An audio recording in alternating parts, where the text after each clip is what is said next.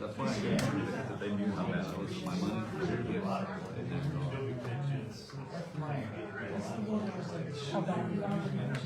My money?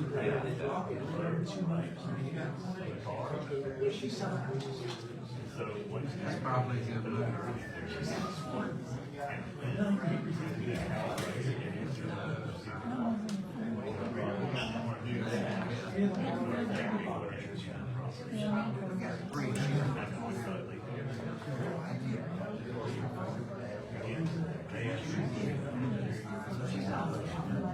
Plus Aaron and me.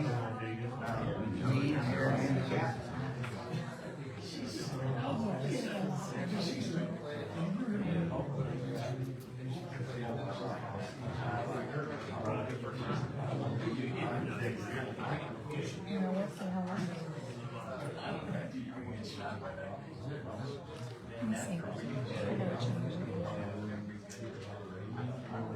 It is, but they stay busy. I had to, we get, they're on our list. And, they stay busy. We'll call this meeting to order. This is the regular meeting of the City of Callaway Board of Commissioners. It is Tuesday, April 8th, 2025, at 6 p.m. If you will stand with me, please. Commissioner Pelletier will do the invocation. Commissioner Ayers, please lead us in the pledge. Lord, we thank you for allowing us to gather today, and we pray you guide us in making decisions for our city and citizens. We thank you for our first responders, and we ask that you bless them and their families. Please keep them safe, and then let them go home at the end of their shift. We thank you for the citizens and employees that make Callaway a great place to be, and we pray you bless them and with peace and success. In his most precious name we pray. Amen. I pledge allegiance to the flag of the United States of America and to the republic for which it stands, one nation, under God, indivisible, with liberty and justice for all. City Clerk, please do a roll call. Commissioner Davis. Here. Commissioner Gray. Here. Commissioner Pelletier. Here. Commissioner Ayers. Here, ma'am. Mayor Henderson. Here. Okay, we have several presentations tonight. Our first presentation is Wade Stansberry with Baldwin and Jenkins. Will do an audit review of our 2024 audit. Yes. Good evening. Can everyone hear me okay? Go ahead, speak up. Okay. Well, good evening, Madam Mayor, City Commissioners, Mr. City Manager. Thank you so much for allowing me to speak with you all tonight. And also thank you for allowing us to continue to serve the city. As you all know, you all have contracted us to perform an audit of the city's financial statements. We have completed that task. Also, as you know, the city prepares an annual comprehensive financial report, which is above and beyond what the state requires, so you should be commended for that. Based on our overall audit process and testing, we were able to issue you all an unmodified or clean opinion. This is the type of opinion that you wish to receive each and every year. This year's financial statements and results of operations were very, very positive. You had a total net position increase of about $8.8 million. coming down to a total of about $86.9 million in your total citywide net position. That's all very, very good and strong.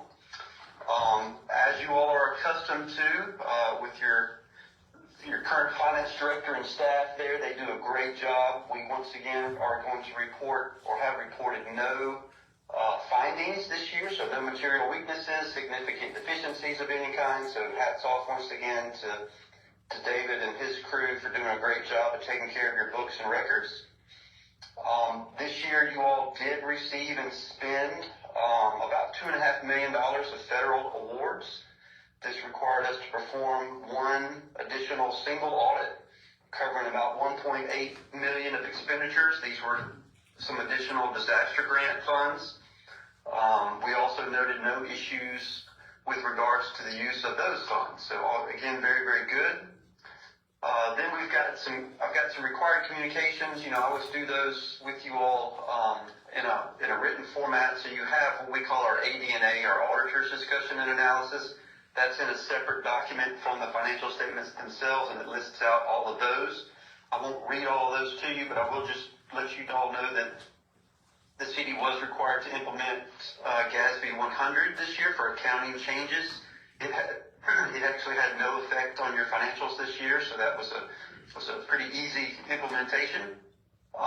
Lastly, just want to always remind everyone that we are independent with regards to the city. That's something that we take very, very seriously. And I always want to just remind everyone that we are indeed independent with the city. Then just a couple little small things on the general fund.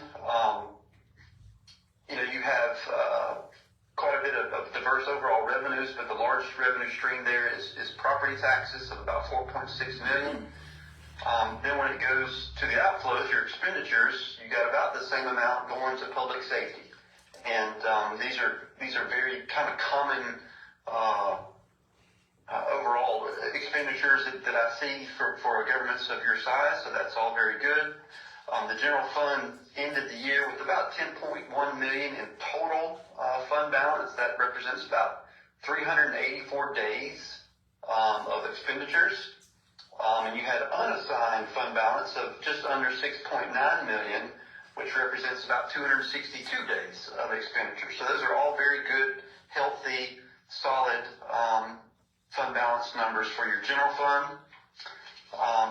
Then, like I've mentioned to you all in the past, with your water, your sewer, and your solid waste fund, it's very important that you all are charging proper costs of operating costs to cover those expenses.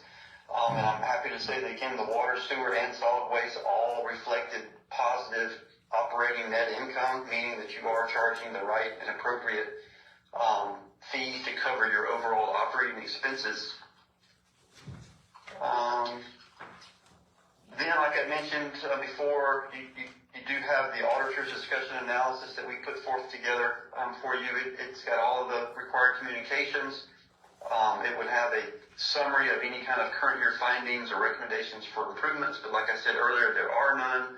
We also list there all of the additional upcoming GASB statements and pronouncements that are coming down the road for your review.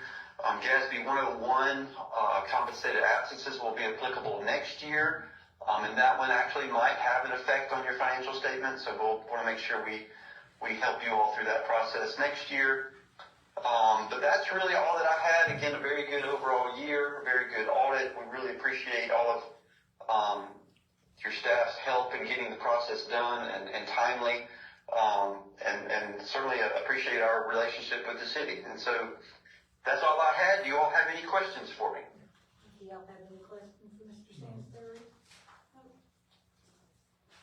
Thank you very much. We appreciate it, and we'll see you again next year. All right. Thank you so much. You all have a good evening.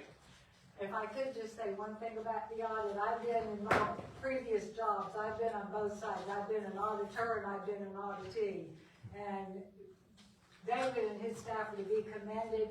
It's difficult to come up with a clean audit with no findings, no question costs. The amount of money in grants in particular that have gone through, and for there to be no findings or question costs, he's to be commended for that, he and his staff. They've done a great job. Now we will go on to our next presentation, Deputy Kit McKenzie with our March statistics. Do we have statistics? We're gonna give them. They may not be as accurate as, we would like them to be, but, We're our- gonna tell them, we wouldn't know. well, I don't wanna read them into being fact without telling you, giving you a disclaimer. Our computers aren't at 100% yet, but they are making improvements. But as accurately as we can report, the statistics of March, traffic accidents 33, arrests were 45, calls for service 1,135, 139 citations. We patrolled 24,461 miles and 206 traffic stops. Any questions on the stats, other than they're not accurate? I do want to remind everyone, we are having our kite day this Saturday at 10 o'clock. We are going to be having hot dogs and kites. I think the kites at midnight tonight will be worth twice as much as they were when we bought them with these new tariffs going in. And next year, we're looking forward maybe to building them out of 13 nickel newspapers and time twigs. But we're gonna have a good day this Saturday, so if y'all will come out, we certainly would enjoy your support, and we'll have a good time interacting with the community. That's always a fun event. Anybody that's not watching kids or grandkids, make sure you come out. It's always a good time. The kids love it. The parents love it too, I think.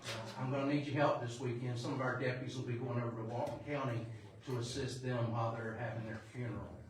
So I will need, the ones of you that come, I will be needing your help. So thank you very much. Thank you. Okay, now we have we've got a proclamation. The first one, City of Callaway Proclamation. Whereas thousands of brave Americans have demonstrated their courage and commitment to freedom by serving the armed forces of the United States of America in active duty posts around the world. And whereas more than 40% of these military service members have left families with children behind. And whereas military youth are valuable members of our society who enhance our communities and personal lives. And whereas these children are a source of pride and honor to us all, and it is our duty to take time to recognize their contributions, celebrate their spirit, and let our men and women in uniform know that while they're taking care of us, we're taking care of their children. And whereas our military youth of today and tomorrow promise to be among the most active and involved populations in our nation's history. And whereas the recognition of the month of the military child will allow us to pay tribute to military children for their commitment, their struggles, and their unconditional support of our troops, because when parents serve in the military, their kids serve too. And now, therefore, be it proclaimed, I, Pam Henderson, Mayor of the City of Callaway, Florida, do hereby proclaim April 2025 to be Month of the Military Child. We urge everyone to take time this week to honor our military youth and their family members who care for them. Our efforts can improve the lives of our military youth and help pave the way for future generations. So all month, and the theme of Month of the Military Child is Purple Up. So you see, some of us have our purple on. So if you want to support the military kids, wear your purple. Hopefully, gentlemen, you'll all have some purple on for our next meeting. I'll try to remind everybody before the meeting to wear your purple. And then, last but not least, we have another proclamation. I'm going to read this to the record, and then we're going to present it to some folks that are here from CPAR. City of Callaway Proclamation. Whereas the Fair Housing Act, enacted on April 11, 1968, enshrined into federal law the goal of eliminating social segregation and ending housing discrimination in the United States. And whereas the Fair Housing Act prohibits discrimination in housing based on race, color, religion, sex, familial status, national origin, and disability, and commits recipients of federal funding to affirmatively further fair housing in their communities. and whereas the city of Callaway is committed to the mission and intent of Congress to provide fair and equal housing opportunities for all, and whereas our social fabric, the economy, health, and environment are strengthened in diverse, inclusive communities, and whereas more than 50 years after the passage of the Fair Housing Act, discrimination persists and many communities remain segregated, and whereas acts of housing discrimination and barriers to equal housing opportunity are repugnant to a common sense of decency and fairness. Now, therefore, be it proclaimed, I, Pam Henderson, Mayor of the City of Callaway, Florida, do hereby proclaim April 2025 to be Fair Housing Month in the City of Callaway as an inclusive community committed to fair housing and to promoting appropriate activities by private and public entities to provide an advocate for equal housing opportunities for all residents and prospective residents of the City of Callaway. And I think it's Mr. Garrett, is it on? On, is here to accept this.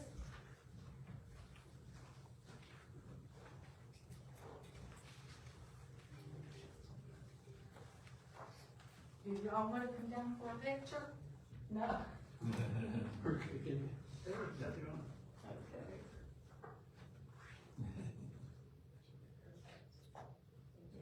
Okay. Thank you for all y'all do for the community.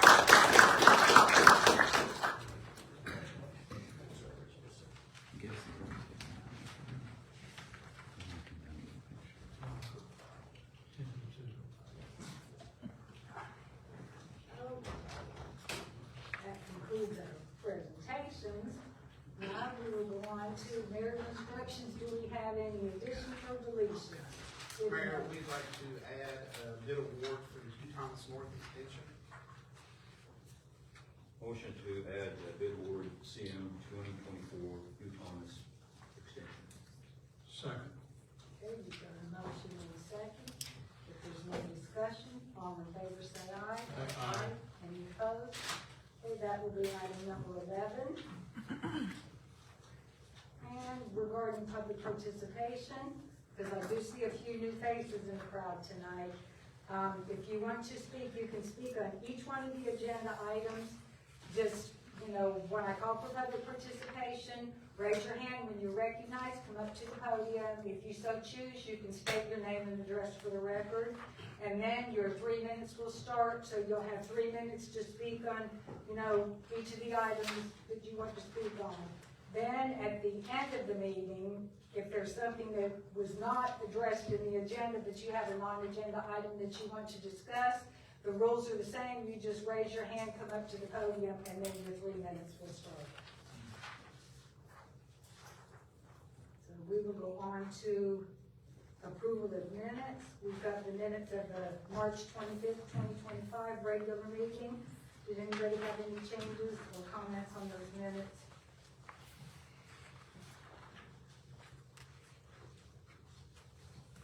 If not, if somebody would like to make a motion.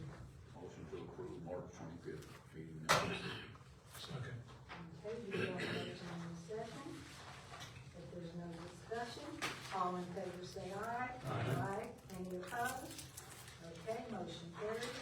Now we go on to our agenda items. These first items are on a public hearing, so we will open the public hearing and go to agenda item number 1, ordinance number 1114, land development regulation amendment.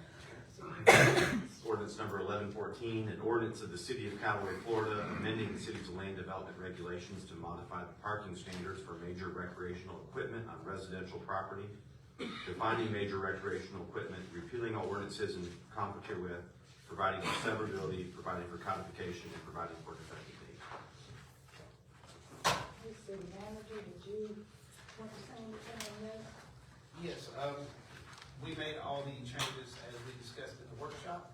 They've all been reflected in here. I do want to say that, I had a meeting and a conference call with staff, because, at the time Bonnie was out. There was discussion on, would it be considered if it was attached? It is not considered. That is still considered a trailer, so. So consider stored. It's still considered stored even if it's attached to a to a vehicle, so. So if you have a trailer attached to a vehicle, that's your one recreational That's vehicle correct. that's in the okay. Yes, it will still be considered, so. Now, of course, it wouldn't affect if somebody had like their own personal small trailer that had something on it. And so we're talking about commercial and stuff like that, and boats and stuff like that. Small trailer, you know, and I don't want to speak, because she tried to explain it to you. She just said, if it's attached to a truck, it doesn't count, especially commercial. So just because your commercial vehicle or your boat is attached to your trailer, it's still considered one. So we're gonna say for now, For purposes speaking, if you have it attached to your vehicle, it's still considered one. you can't have one Yeah, attached so to your don't truck. put your boat on a truck and then put your CDO on a truck. That's correct. Okay, does anybody else have anything? Well, city manager, again, trailer's a trailer's a trailer, right? Yes, sir. Okay, so a trailer's one. Trailer Boat one. is two. Boat, Well, that's right. Remember, non-commercial. This is all about residential and recreational, so Okay. that's, I think, what Lonnie was trying to say. That's what Mike was trying to say, yeah. Okay, all right. Yeah. Okay. Anything from anybody? No, we had a long discussion on it, Yeah. last meeting and our workshop, so it's up to. Did anybody in the audience want to comment? Mr. Shannon? I don't favor this at all. You can't convince me that, you know, less than 50% of the people object to this. I mean, you knock on doors, you're gonna find out about 90% of the people don't want this in their front yard. But you're taking a stand, and I'm wasting my breath here, I know that, so, I mean, it's just ridiculous. When this first came up a few weeks ago, I, had a motion and a second in record time. I was afraid to hurt yourself being so quick. But this is just ridiculous. You're cramming this down the throats of people, and, I don't wanna sit and look at a motor home next door. And 90% of the people in Callaway don't, or these other RVs and stuff in the front yard. Or if I'm concerned, the backyard and the side yard's what that's for. And I feel like we're getting it rammed down our throat. I really do. And I'm quite ashamed of this commission right now. Thank you. Thank you, Mr. Shannon. Anyone else? Yes, sir. All right, Dave Raggio, 6939 View Drive. Just trying to read through all your fine work from the workshop. This incredible website, which is very difficult to navigate, but I digress.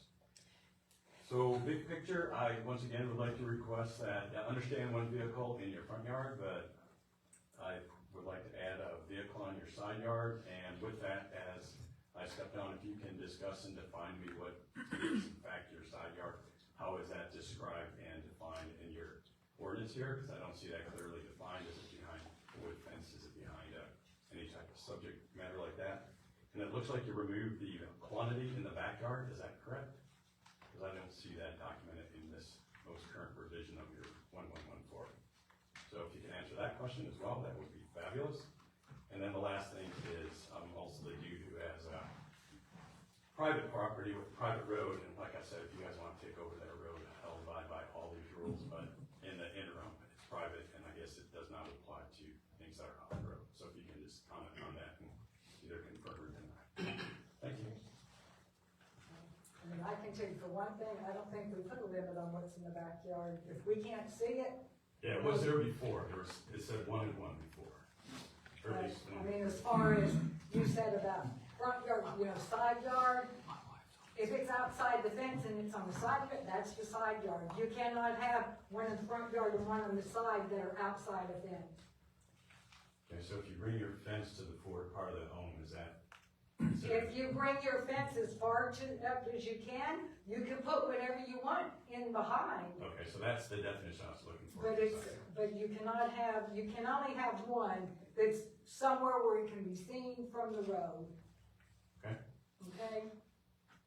does that, and as far as the private road, if it's on a private road, Can't see it. yeah, we can't do anything about it, we're not allowed to be on the private road, so. It comes down to my side with good. Okay. Hey, anybody else want to say, yes, sir?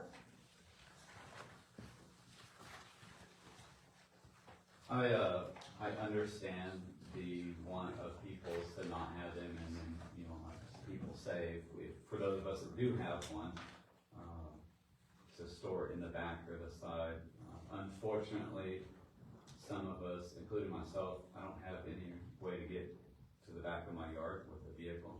Maybe like a four-wheeler will fit through my driveway and through the neighbor's yard, so it is unfortunate that, people do want to have their equipment at their house, but can't get it into the backyard. If I had a large enough space, I would put mine in the backyard just to alleviate that, but I understand that not everybody has that kind of capability at their home, and so just wanted to make that noted, on record, that not all of us can shove it in the back of our yard or even inside, so, thank you. Anybody else? Carnahan.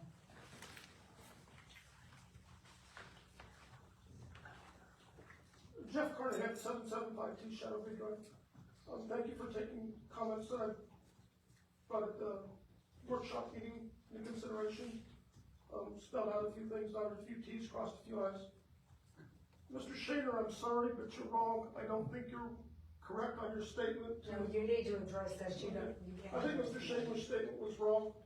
I've asked my neighbors that live directly next to me about my motorhome being in my driveway because I have it there right now because I took it out this after the meeting. I brought it back on Sunday. It'll be gone tomorrow morning, but I asked them if it offended anybody. They said, no, keep it there as long as I want. It does not bother their view or anything else. So, I think that's one person's opinion, and I like my motorhome, and it doesn't block anybody's view or anything. And so because of that, saying that all these people don't want it, but if you look at the guidelines you put in there with the triangle and everything, it makes sense to where everybody can live with this. Thank you. Thank you, Mr. Carnahan. And really, I think when it comes down to it, we're going to see a lot more boats than we are RVs.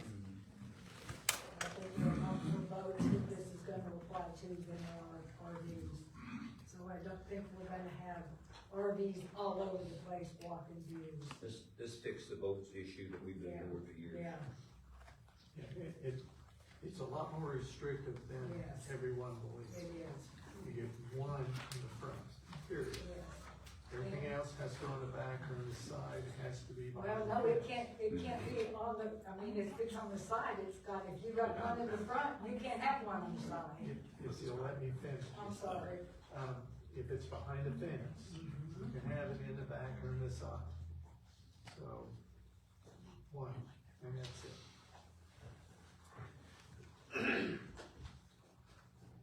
Staff's gonna be asking for a little grace, it's gonna take some time. So we're gonna be working with the residents to get them educated, give them time, and so, but we will adamantly start.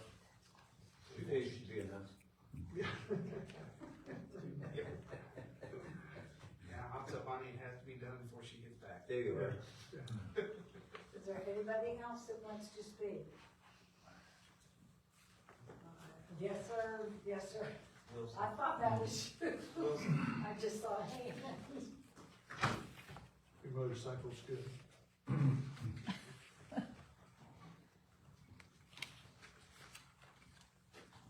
Paul Bohack, 7010 Mike Lane. You have me in a bit of a quandary. I have a 20-foot sailboat sitting in my backyard, but I also have a small pop-up camper that I pull behind my motorcycle sitting in my backyard. And I have 2 kayaks sitting in my backyard.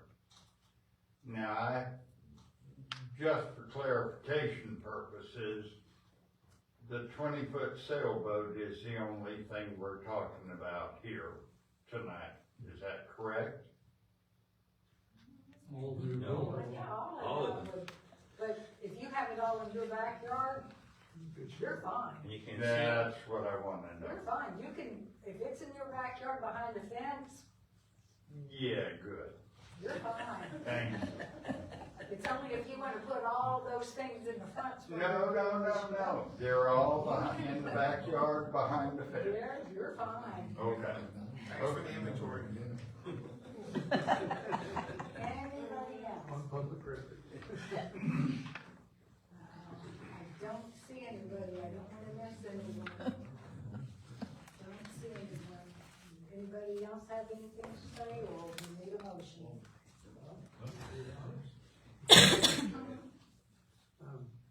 I'd like to make a motion to approve ordinance number 1114, LDR amendment, recreational equipment storage, final reading. Second. Okay, we've got a motion in a second. If there's no further discussion, city clerk? Commissioner Davis? Yes. Commissioner Griggs? Yes. Commissioner Pelletier? Yes. Commissioner Ayers? Yes, ma'am. And Mayor Henderson. Yes.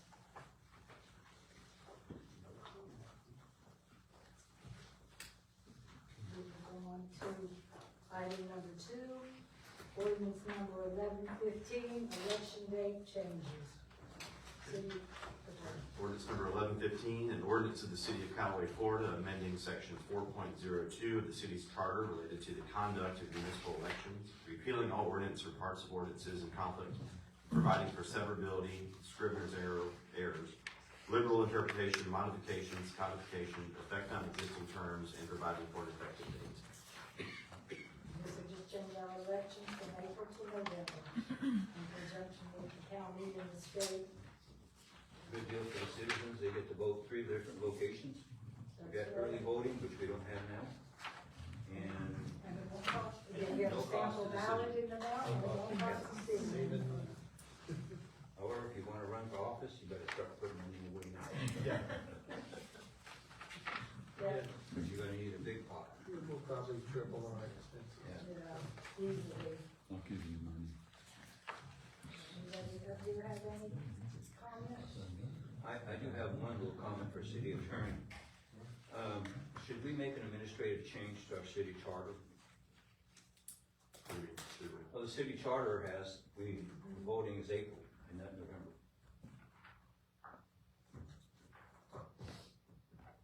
That's what we're changing.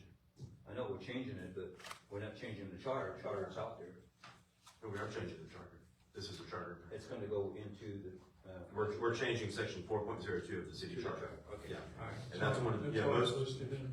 yeah, that's the only thing we are changing is the charter. Okay. Now, this is, most charter amendments says, you know, have to be done by referendum, there are Right. exemptions We're not for doing- right. election dates. Okay, all right, So that's exactly what this is the charter amendment. wanted to make sure. Anybody else? Anything? Anyone in the audience want to comment on the change in election day? I'm not seeing anybody. I'd like to make a motion to approve ordinance number 1115, election date changes. Second. Okay, we've got a motion in a second.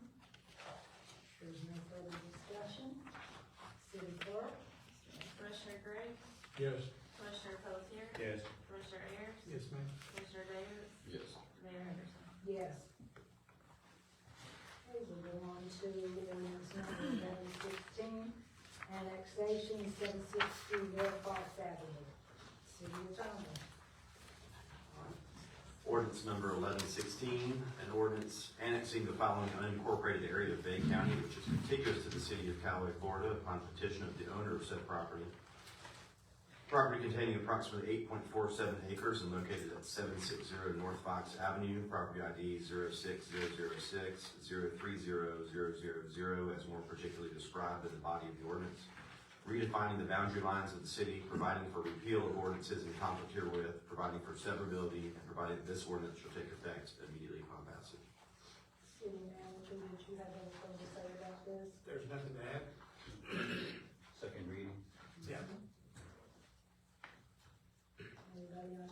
have any question or comment? Mr. Griggs? Just restate for the record that they are putting in a recreational area. And they've committed, you've committed to that I at will the last be, meeting. they have already made arrangements, of course, that will be decided during the development order stage, Right. when they'll be checked. But they've already stated that they've made, the proper arrangements on their side currently, so. Just want to make sure it was out there. Okay. Anybody else have any comment? Anybody in the audience want to comment on this item? I don't see anyone, so would someone like to make a motion? Motion to approve ordinance 1116, annexation. Second. Okay, we've got a motion and a second. If there's no further discussion, city clerk? Commissioner Pelletier? Yes. Commissioner Ayers? Yes, ma'am. Commissioner Davis? Yes. Commissioner Griggs? Yes. Mayor Henderson? Yes. Moving on to item number 4, ordinance number 1117, small scale comp plan amendment on the same parcel. This is ordinance number 1117, an ordinance amending the comprehensive plan of the city of Callaway, acting upon the application of Insight Land Development, FGI Inc., designating for high-density residential future land use a certain parcel of land lying within the city of Callaway, Florida, consisting of approximately 8.47 more or less acres. Said parcel is located at 760 North Fox Avenue, Callaway, Florida. Parcel ID 06006-030-000, as more particularly described in the body of the ordinance. Amending the city's future land use map for high-density residential designation for the parcel, repealing ordinances or parts of ordinances in conflict herewith, and providing that this ordinance shall take effect as provided by law. Anything in addition? No change on this, this is just adjusting the small scale comp plan, and, to match the rest of the zoning in there for the project. Anybody have any questions? Not on zoning, it? but yes, thank you.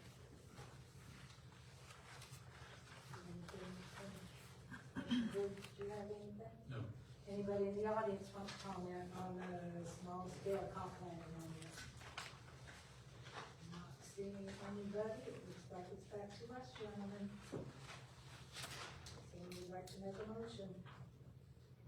Motion to approve ordinance 1117, small scale comp plan for 760 North Fox. Second.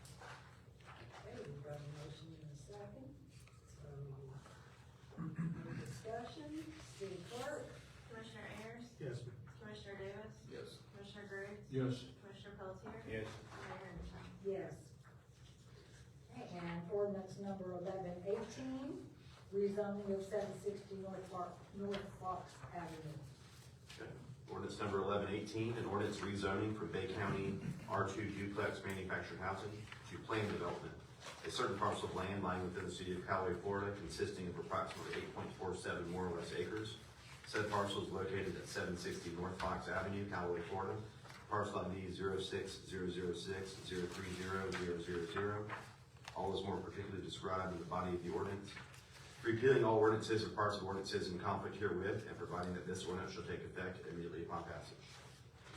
The others, this is the second reading, anything, city manager? Nothing new, just matching the zoning of the existing properties next to it, with the town. Anybody have any question or comment? City manager? Anybody in the audience want to comment on these items? Seeing anybody? Would someone like to make a motion? Motion to approve ordinance 1118, rezoning of 760 North Fox Avenue. Second. Okay, we've got a motion and a second. There's no discussion on this either, city clerk? Commissioner Davis? Yes. Commissioner Griggs? Yes. Commissioner Pelletier? Yes. Commissioner Ayers? Yes. Mayor Henderson? Yes. Okay, that gets us to the end of the public hearing, so we will close the public hearing, and we will go on to agenda item number 6, ordinance number 1120, rezoning of 2 parcels. This is the first reading, ordinance number 20, an ordinance rezoning from R8 residential single family to R6M residential single family mobile homes allowed. Certain parcels of land lying within the city of Callaway, Florida, consisting of approximately 7.213 more or less acres. Said parcels are located on Seneca Avenue, Callaway, Florida. Parcel ID is 24379000000 and 24380000000. All is more particularly described in the body of the ordinance. Repealing all ordinances or parts of ordinances in conflict herewith, and providing that this ordinance shall take effect immediately upon passage. These are actually over across from Brittany Woods, and they're just trying to rezone from, it's actually two different zonings, one's an R8 and then an R6. They're just putting them all together and making them all R6. R6. Yeah, I mean, yeah, it was R6M, which had mobile homes were allowed, so now everything's just gonna go to an R6 designation for a future development. Correct. What? That's not how it reads. Just going from R8 to R6M. It's what? It's going to R6. Yeah, it's not reading that way. I'm reading the application right here, rezone from R8 and R6M to R6. Yeah, that's what I thought. That's what it says on the application. Maybe the application, but That's not what the attorney. that's not what the attorney just read over the ordinance. You said 6M. If your application and the, you know, what the ordinance is. Is it, it's two different parcels, and there's an R6M and there's an R8, right? Right. They wanna go to just R6 for all Just of to them. R6 for all of it. Yeah, that's the title wrong. Okay. The title's wrong. Is this y'all's parcels? Yes, sir. Okay. You wanna go to just R6? Yes, sir. Do it. Yeah, I was about to say. All right, let's redo this then. real quick. Fix that. Since it's first reading, then we'll advertise it correctly, we're gonna read it. I'm very much aware of it all, but that's Yeah, why I well, was like, I this- don't know where this y'all will are be- getting that at. That's fine. We can make these changes in the ordinance in time for first reading, if that's Yeah, what gets for the approved. second So, reading. if right, so an ordinance will be rezoning from R8 residential single family and R6M, mobile homes allowed, to R6 Right. residential single family. The larger parcels are R6M currently. All right, so yeah, so That's the larger parcel, the larger one. Is that all the R6M? R6M. Currently, that's yeah. what it looks like. One of these two is R6M and one Yeah, is it's R8. the large parcel is already an R6M. We're just getting the parcel behind it that's an R8. They're combining those together, and everything's gonna be an R6. And no mobile home So designation. that's the modification to the title, and then in the body, on that first paragraph, it'll say R8 residential single family and R6M to R6. Correct. Somebody needs to be paying attention to these ordinances. In the whereas clause and in section 1.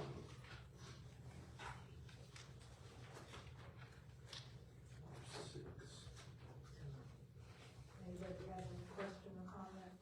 No, it's just that whoever did this ordinance is, you know, they need to be paying attention to what's going on, because it is an ordinance. And we're voting on something. I did. I'll follow the sword, but I don't know. It's gonna be fixed now. Anything else anybody wanted to bring up?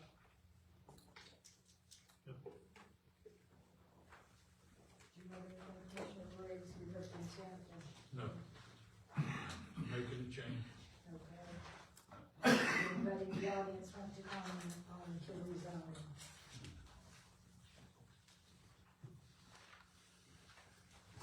Good evening, my name is Sean McNeil with McNeil Carroll Engineering, 475 Harrison Avenue, Campbell City, Florida.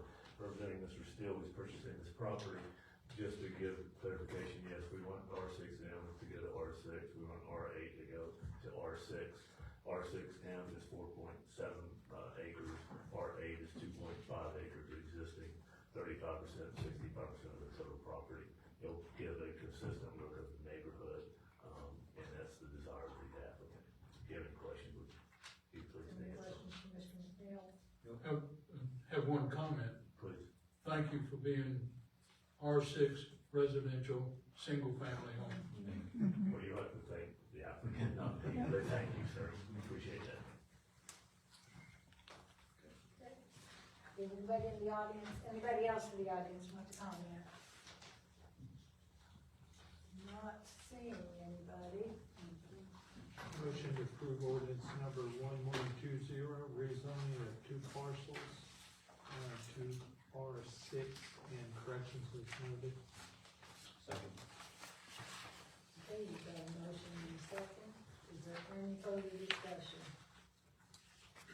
No, if not, city clerk? Commissioner Griggs? Yes. Commissioner Pelletier? Yes. Commissioner Ayers? Yes, ma'am. Commissioner Davis? Yes. Mayor Anderson? Yes. Okay, moving on to item number 7, ordinance number 1121, rezoning the property on Camellia Avenue. City attorney. Again, it's first reading, ordinance number 1121, an ordinance rezoning from R6M residential single-family mobile homes allowed to residential multifamily medium density, a certain parcel of land lying within the city of Callaway, Florida, consisting of approximately 0.33 more or less acres. Said parcel is located on Camellia Avenue, Callaway, Florida, parcel ID 24418-050-010, all is more particularly described in the body of the ordinance, repealing all ordinances or parts of ordinances in conflict herewith, and providing that this ordinance shall take effect immediately upon passage. City manager. Property owner submitted rezoning application, and did go through the planning staff, was presented to the planning board, and they recommended approval. It was brought to my attention that there were some questions about, how many homes were gonna go through here. I can only say that, until the development order comes through, those are all just gonna be, it's not addressed at this Rezone point. this last year, That's three. accommodate part of it. Yeah, part of it, yeah. And on the application, it says build 3 houses. The application does say to build 3 houses, but that is not what fits into the medium density thing. Now, I will say, and I'm having to speak for Bill. Bill said that this section is one of the sections that we're going to review for, to change, as in, why do you need a minimum on the number of houses to be built? That's just something that's being discussed on the staff side, but as of right now, it would have to, it's the property owner's decision to choose what they want for the zoning to be, and they're aware of the situation, that just because we're saying 3 homes does not mean, just because he put that on his application, that's not what this covers. This just covers a rezone. That will be part of the development order, and I have to be discussed at that point. And I know Mr. Griggs is aware of all this also. Very much so. Too much. Too much so. And too much so, we'll lay it all out. Yeah, please do. Yeah. Well, first of all, the application is looking for 3 homes to be built on it. With this zoning, there is no way that 3 homes be built on it because it is a multifamily, medium density. And it is required by the land development regulation, and just figuring, I figured all the properties, we actually covered one property a year ago on this, and we brought up the same situation. You cannot, under this zoning, it has to follow certain rules within the land development regulation, which is not only the number of units, it's the type of units that is involved, and none of what he is requesting as far as his 3 homes would fit within this zoning application. Now, till he comes with a development order, we can't, but we can certainly point out and that what this would require, if he stayed with this, that it would require 6 to 8 units, and not homes per se, but actual units. Because under development order, this particular zoning requires, is for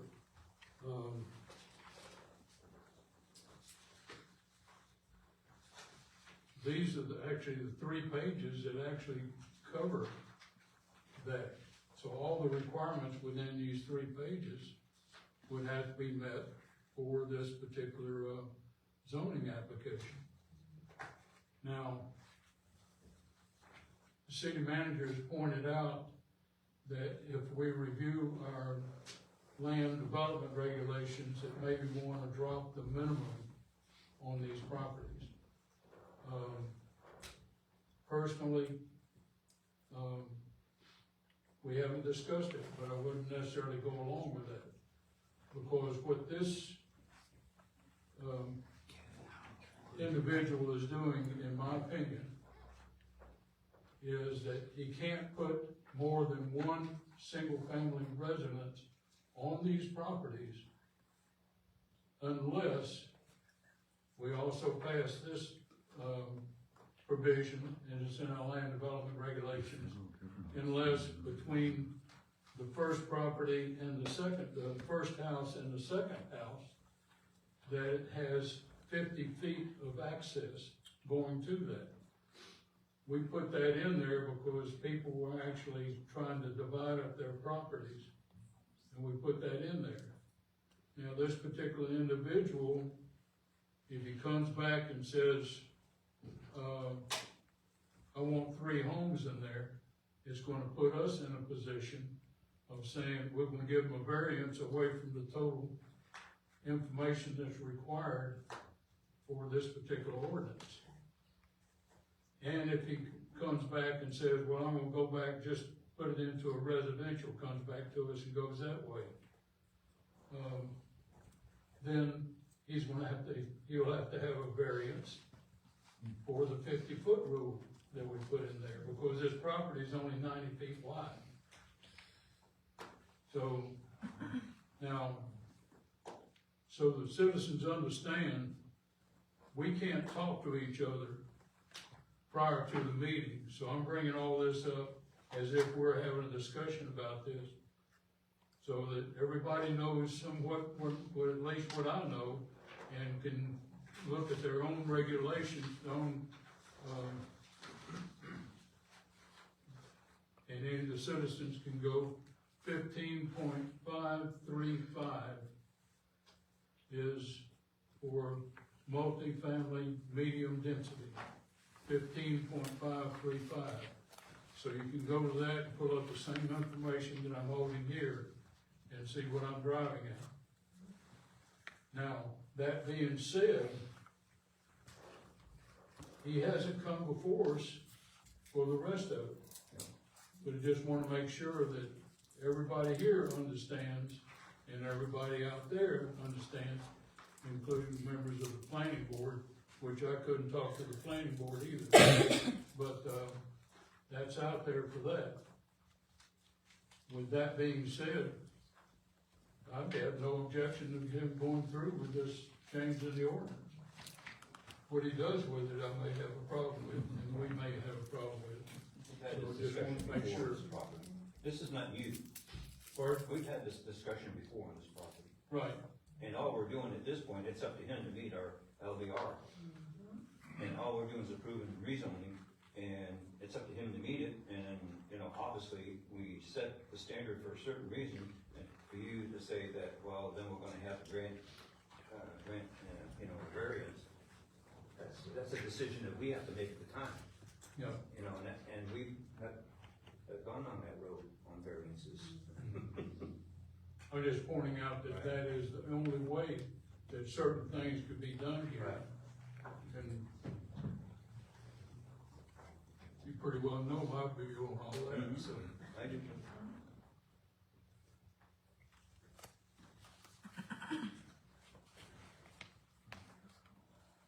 That's out there. Okay, anybody else have anything to add? Did anybody in the audience want to comment on this item? Up to us, would someone like to make a motion? Well, I'll go ahead and make the motion that we approve ordinance 1121, rezoning property in Familia Avenue. First reading. Second. Okay, we've got a motion and a second. Is there any more discussion? If not, city clerk? Commissioner Pelletier, Yes. Commissioner Ayers, Yes, ma'am. Commissioner Davis, Yes. Commissioner Griggs, Yes. Mayor Henderson. Yes. Okay, that will bring us to item number 8, discussion regarding fluoride in the water. Commissioner Ayers, I know this is your topic. If you wouldn't mind, let me make some comments. Yes, ma'am, please. I was in Tallahassee last week, and, which I'll talk about a little bit more in my comments, but one of the meetings that I was in, Cody Farrell, who is the governor's deputy secretary of state, and Daniel Rathfield happened to be one of our county commissioners. Well, Daniel asked some questions about this particular issue, and, you know, it's kind of like, they would kind of like the counties to take care of this on their own without being told. So I spoke to Daniel after we were back home, and if you'll bear with me, he and I talked, and I kind of asked what direction he would like. So I put together a letter that I'd like to read and see if it's something that y'all could get behind that we could all send to the county commission as you have requested. It's a little bit different than the letter you had, but it's still kind of addressing the issue. Yes, ma'am. So what I would write is, the U.S. Secretary of Health and Human Services is in favor of removing fluoride from public drinking water because of certain health risks. Florida's Surgeon General agrees with this assessment. There's also a bill that could be addressed by the Florida legislature during the current session that would ban fluoride in municipal water systems. Many counties in Florida have already made the decision to remove fluoride from their water systems. I believe that's all accurate based on things that you have said. In light of these facts, the City of Callaway will support the decision of the Bay County Board of County Commissioners related to the elimination of fluoride from the county water supply. Would that suffice? Super. So that's kind of my recommendation of, I know it was your item, but just to try to find some common ground for us, so. No private authorship, and I think that's much better. Much less tainted, I guess. And But that's, better point of- because that's really what Daniel and I discussed with a letter of support, so I think he'll be happy with that, so. But I mean, anybody else?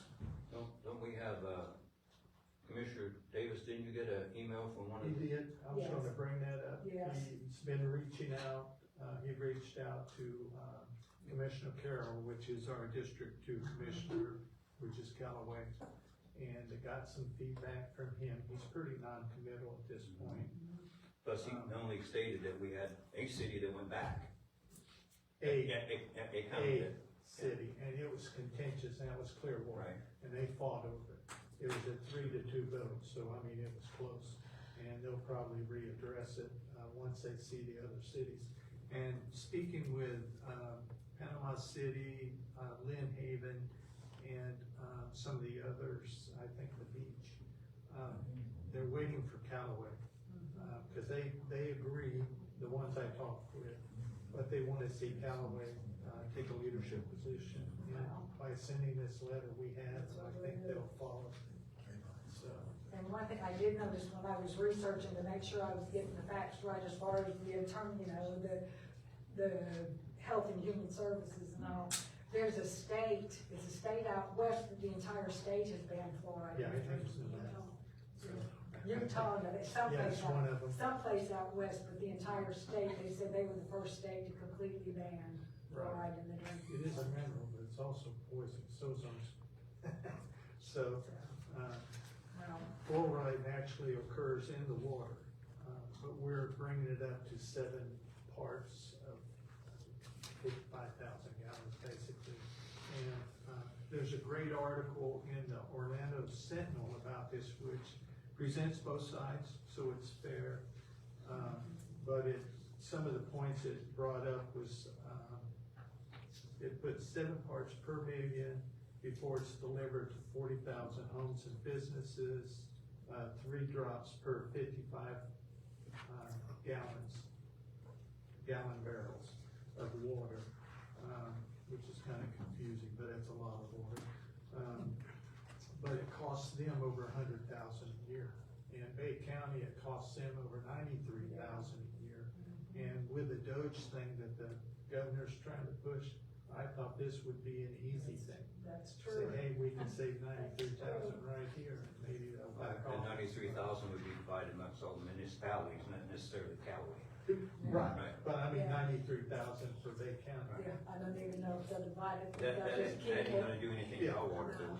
No, it's not, but it's just one of the many things they can do to save some money in Bay County. We do a great job here in Callaway, so it's just one area that they can help. I don't understand why the rest of the county is waiting for us to lead them. Well, Yeah, me either, but Makes no sense to me. that's what they And tell me. Personally, I think that's something we should get feedback from our citizens, because it doesn't only affect us, it affects everybody in the city. And be a good article in the newsletter. It would be a good article, but I also think that, we're here to lead, we're not just here to. Well, I follow. understand that, but, again, Floyd's been around as far as I can remember. Yeah, but it hasn't stopped. We may be here to lead, now you're saying, we don't care what the citizens think, and I do care. I never say that. No, but You know better, Matt. But I know you're not saying it, but by implying that we're here to lead, that we ought to get feedback from our citizens, what I'm saying. It's I always wanted feedback, we may not get any feedback, and then that's fine, it's an easy decision to make, but that's my opinion. I mean, do we want to kick it down the road a couple more months? If we- Why is the state not mandating that they? Well, there's a bill that will be Yeah. in the House and the If you Senate were that they paying could attention, decide it on. was already. He did call me today, Commissioner Carroll. He said it's high. And the state level. I know exactly what they're doing, I pay attention to it. It's being You seriously wouldn't have said addressed. that, you didn't pay attention. I don't recall that we were asked whether to put the fluoride in. We weren't. No. It's been that way for quite a while. Right. That was like 100 years ago. Yeah, That's when we put the One of fluoride those on. cities in here mentioned they've been putting fluoride in since 1988. So it's been quite a Yeah. while. I thought it was even longer. It's probably in the than that. 50s for So most cities. it was not our decision then, as far as I'm concerned, it's not our decision now. That's right. Now, as far as the letter is concerned, I'm willing to support the county commission, the county water system. I don't know anything about fluoride, and I don't know anything about whether, the doctor, we had at least one citizen that said the doctor was a quack just about, so. Yeah, and he's a liberal.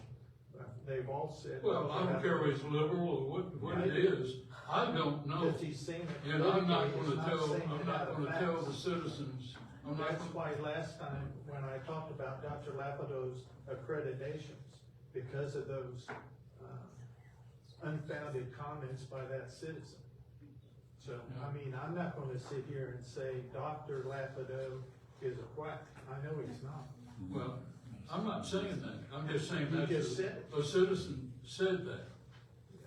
So, and I don't know one way or the other, but I do know that I'm willing to support the county commission in their decision of whether to keep the fluoride in or take the fluoride out. I'm also not willing to agree to a letter that says we will support your decision to take the fluoride out. Now, I would support a letter that says we will support your decision to leave the fluoride in or take the fluoride out. But I'm not gonna at least indicate in that letter that I support taking the fluoride out, except that being the decision of the commission, of the county commission. They did state they can't take it out for just one citizen. It has By to the be water. Has to be countywide, and I agree with Commissioner, Riggs, I don't support that letter at all. Well, I support it, except for I would that say. side. Either way, I support it if they leave it in, I support it if they take it out. And from that standpoint, I'm willing to, make that decision as a commissioner. But I don't wanna send them a letter that says, Well, Take it out. What if it says, in light of these facts, the city of Callaway will support the decision of the Bay County Board of County Commissioners, period? Well, you're presenting all these facts about this, which would indicate you wanna take it out. So, And I don't really understand why I need your approval to send them. Well, Cause I'll You send can, as it an once in a while. individual, that's what you need to do as And an that's one of the things individual. I was gonna bring up, is Send that it. I'll just send one Yeah. privately, You can do that. Yeah, so. and I probably will send one similar to this on my own, I don't mind signing yours if you wanna do that, we'll just, but I won't refer to the city of Callaway. It'll Yes, just ma'am. be,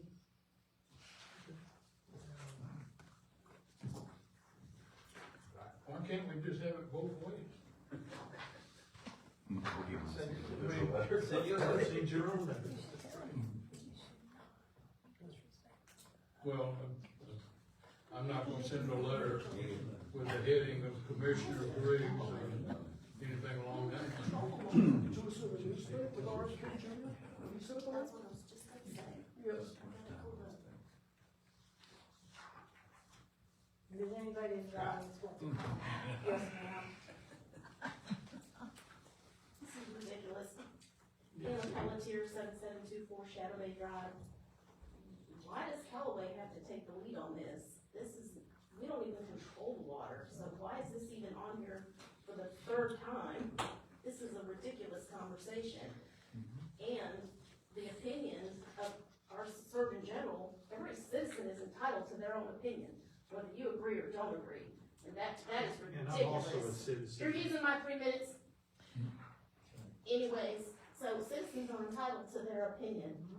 So whether anybody agrees with him or not, that's his opinion. He has the same access to information as the rest of us.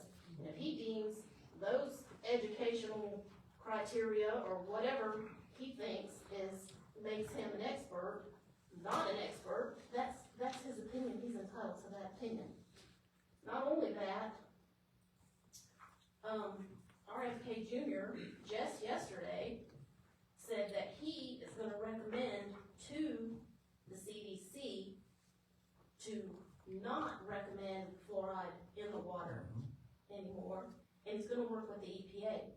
He's not gonna mandate that to communities, that is gonna be up to the communities, but he is gonna take out the CDC recommendation for the fluoride. And, I think that this is gonna be either federal or state issue. Federal or state issue. And we don't even have anything to do with this. This is the county. An opinion is an opinion from you guys, citizens, or anybody. So, this is a ridiculous conversation. Just like your opinion. Come on. Somebody else went to, I thought, Yes. yes. They're always gonna feedback. You're 12 years old. That's what I was thinking about you. What is happening? Hello. So, I would just start this by asking everybody to be as respectful, to everybody's opinion. I know. I'm not pointing at you saying that you're being mean, but you are bringing up something that I asked you to bring up. I am against it, being fluoride being in the water. Now, I'm no scientist, I don't even have a degree. I spent 20 years in the military as an aircraft mechanic, and that was what I did. I don't have a degree. I'm a substitute teacher, don't have to have a degree. But what I think as a private individual is I would ask, you're my commissioner, my ward, that I would ask that everybody is respectful to me asking my commissioner to bring it up, to have it on the agenda, to talk about it. And yeah, people think that it's a waste of time because we gotta wait, every piece of water that you get from the tap water, we all know where that comes from. If you don't, you can find it feeds down into the lake and it comes from the lake. So then, obviously the county adds what they wanna add. So for me, from the standpoint of understanding what I want in my body, and maybe somebody else wants something else in their body, I'll look at this from the I want fluoride. Okay, if I want fluoride in my body and it's out of the water, I'm gonna go out of my way to get it. I can go to Walmart, I can go to almost any area supply, so where like the formula and stuff is, you can get a gallon of water with fluoride in it. If I want electrolytes, because if you understand like how your body is a battery, you make electricity through movement of electrolytes in your muscles. So if I need electrolytes, I'm gonna go buy Gatorade, buy electrolyte tabs from like the vitamin shop. If I want fluoride, I'll go to the store and buy a thing of fluoride. Or I won't buy Tom's, I use Tom's fluoride-free toothpicks. If I want fluoride, I would buy the one with fluoride in it. The whole debate about whether it's good for you or not good for you, I think that, that's not something that we, as people should be bringing in and having, you guys argue about it, because then you guys are gonna be bringing up somebody's political affiliation, which I think that's inappropriate for a meeting, So what I think is that if I want it in my body, I will go find a way to get it. And not that y'all wanna stare into my mouth, but it doesn't get rid of cavities, it doesn't prevent cavities. I spend thousands of dollars, a year. And I'll let you, so maybe that's it. Thank y'all. Thank you. Does anybody else want to speak about this?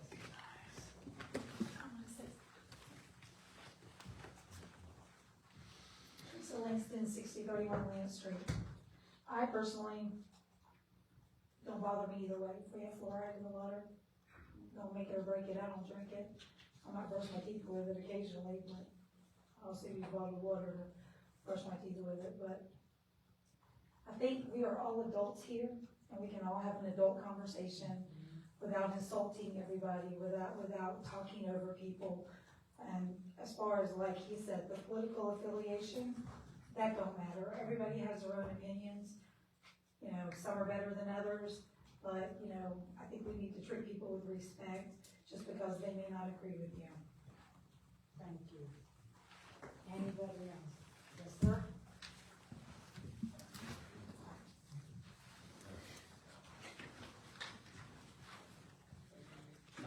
431 Tanya Pass. It shouldn't have been brought up in the first place. We don't control the water, Bay County does, and that's it. We can't get our own water system. So, y'all should talk about it all, period, fine. Thank you, Mr. Henry. Anybody else?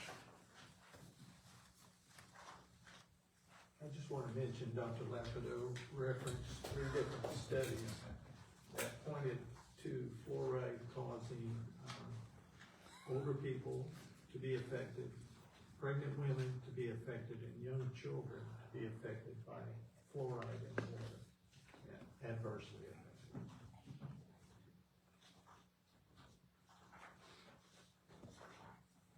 Any more discussion, or you want to just let it go? You done? I just want to discuss it and kind of see where we're sitting on it. Okay, so we'll go on to agenda item number 9, advisory board appointments, planning board. Not a few. Ashley. Planning board does currently have one vacancy due to a resignation, and it's for the balance of an unexpired term ending December 31st of 2026. There were 4 applications received. We have Ms. Teresa Kite Langston, Mr. Ray Medina, Walter Waltz, and Ralph Swindler. All background checks were done, everybody has that, everything, so up to you guys. No. Does anybody want to discuss anything? I want to make sure I let the citizens speak. I don't know if there's anybody here that has applied. Yes, I know one. we know one. Is anybody else, or Ray Medina, Waltz, or Ralph Swindler, any of those 3 here? Did they know to be here? Did we ask them? Well, They were advised that they were welcome to come, but the decision would be made tonight. well, would anybody else like to comment? Ms. Langston, if you want to say anything, or if anybody else would like to speak. Yes, Okay.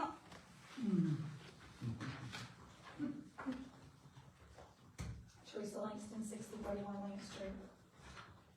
In response to the comment about Does anybody, did they know that they needed to be here or whatever?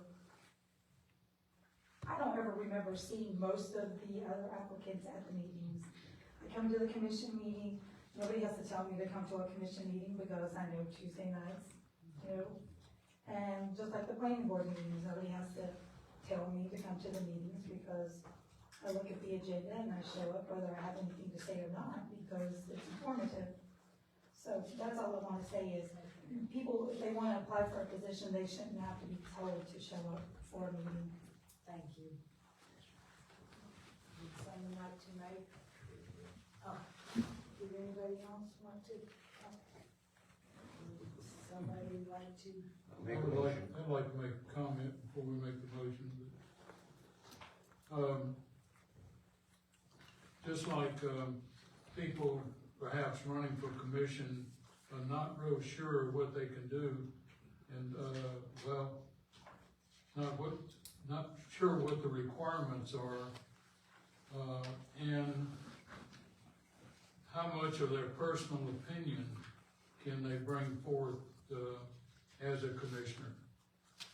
The same thing applies for the planning board, because the planning board is the first step in fulfilling the goals of the commission and the government of the city of Callaway in meeting the goals for the city. So many cases, and as Mr. Shaner knows, I definitely have an opinion on the RVs, but I have to go in a different direction for different reasons. If I was going along with my opinion, well, let's say, Ron, you know what my opinion is concerning that, and it's in line with yours, but we have to make decisions, and the planning board has to review things with a different point of view than perhaps their own. So, as stated, the goals for the city, and it's on our website, the mission of the government of the city of Callaway is to meet the demands of growth and development by promoting economic development and education while providing service at an affordable cost. So much of that goes together. We need a tax base. The tax base means residents, et cetera, et cetera. So partner with the community for safety and security. That's our primary, is safety and security. And to serve the citizens by providing a quality of life for its residents and visitors that is attractive and inviting. So as we sit on the commission and the people sit on the planning board, they have to look at that, set aside other things, bring knowledge into it. And in many cases, I think, and we've had some situations where we've had people on the planning board that were engineering the engineers. I mean, that's not what we're there for, not what they were there for. Therefore, they're supposed to assist us because the final decisions on these things come before the commission. So they need to understand what goals that we are faced with and put us in the position to succeed for the citizens. Now,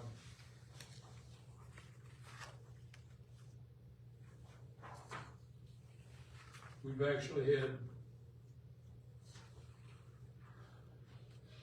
I'll put in a plug here with this nomination.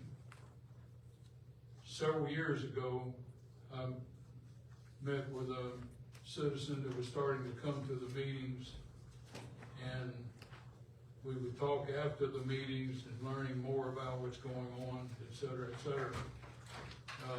And one of the things that I told that citizen was that it's important that you come to the meetings, or at least listen to them now that we're broadcast, so that you understand why we make certain decisions that way, and what guidelines we have and what rules we have to follow.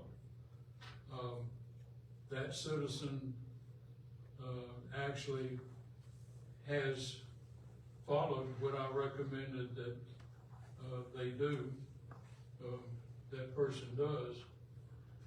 And even though with various comments, that citizen is not necessarily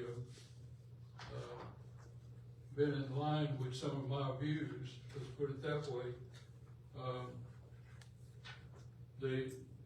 That citizen, now use the citizen now as a she, that she has done what I requested years ago for her to do. And, say we're probably still gonna have some disagreements, and the planning board's gonna have some disagreements if y'all vote to put her on there, but I would like, Teresa Langston, I make the motion that we accept her as the next appointed member on the planning board. I'll second that, and I'll tell you why. That was gonna be my motion. It's kinda like when I ran for commission, every time I run, people say, well, I attend meetings, don't see any of these people here.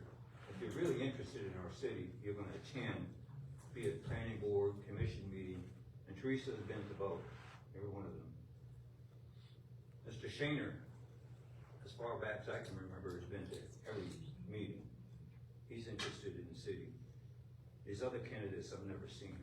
I'm not saying they're not qualified, but if they were interested, they'd show up, and then later on when a position came up, they'd apply for that position.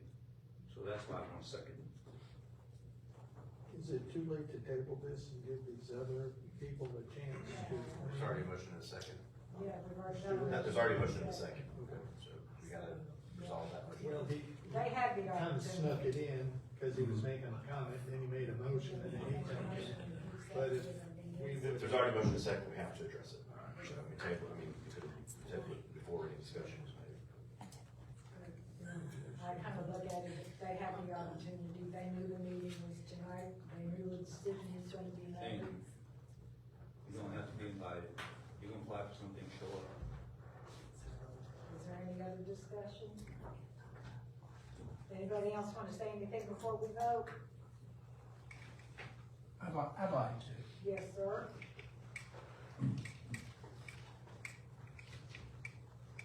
I'm not standing here as a deputy sheriff, but I own 6 properties in Callaway. And so I don't wanna give my address for obvious reasons. But I do wanna say, I agree with y'all. If somebody cared enough to represent this city, they would have showed up tonight if they put in an application. And matter of fact, I like to hear some from the candidates whenever they get up and they advertise. I like to hear why they're interested in being on the board. So could we have all the people that are represented here tonight tell why they're interested in being on the board? That would also be nice as a citizen to hear. But like I said, I can't endorse any one candidate, but it speaks loudly, volumes. Especially, let's don't just throw their application out, let's hear from them and hear what they have to say and how they represent themselves. Anybody else? Thank you. Okay. Did you want to say anything else, Ms. Langston, or you? I say that if there's no further discussion, all in favor say aye. Aye. Any opposed? Opposed. Carries. Okay, we're on to agenda item number 10, bid award, PW 2024-16 lift station rehab phase 1, city manager.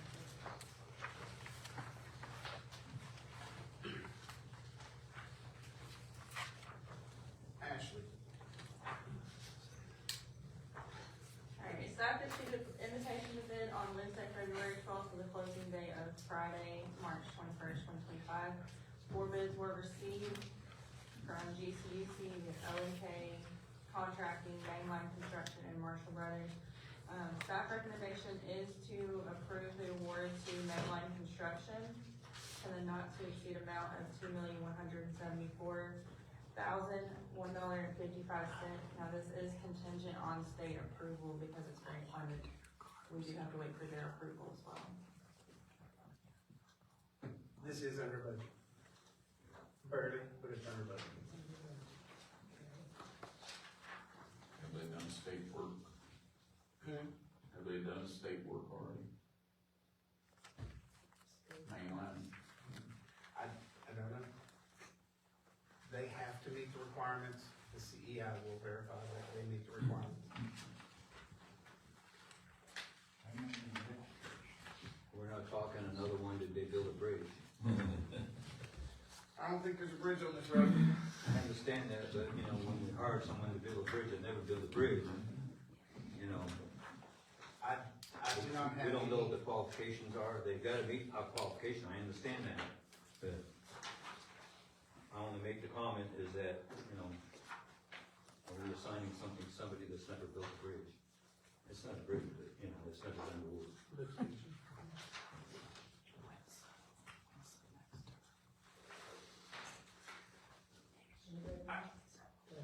I can't answer that. Yeah. I can only tell you that they submitted everything and so their qualifications met the minimum qualifications. Okay. And unfortunately, this is the state and they're gonna take the low bid. Okay. We don't really have the option. Okay. And it's horrible. I mean, with our own money, we can go through and go, no, we'll pay an extra. We'll pay a little bit extra to get something. Who's done them in the past? Hmm? Yeah, it's not been. Bunch of different contractors. It's been different. Nobody on here has done it in the past. What contractors have done our lift station rehab in the past, you said? Oh. There's been several. I was reading this one, go back and read That's okay, none of them did, right? But the key is none of these have in the past. GCUC has, That's what I thought. Marshall Brothers has. Okay.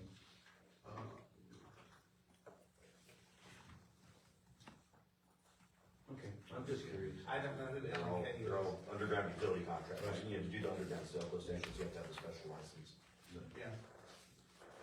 I don't have a lot of information about mainline or LK. Yeah, okay, done some screening. I just had to ask, that's all. I will tell you that the bid specifications on these are very stringent.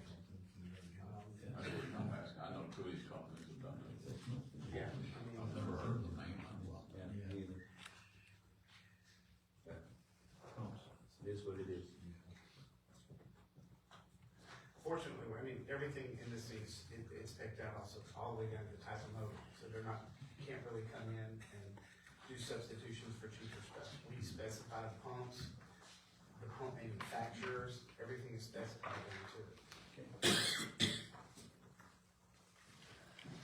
And these are the first 5, I also wanna bring up too, that this is $118,000 over budget to do 5 lift stations.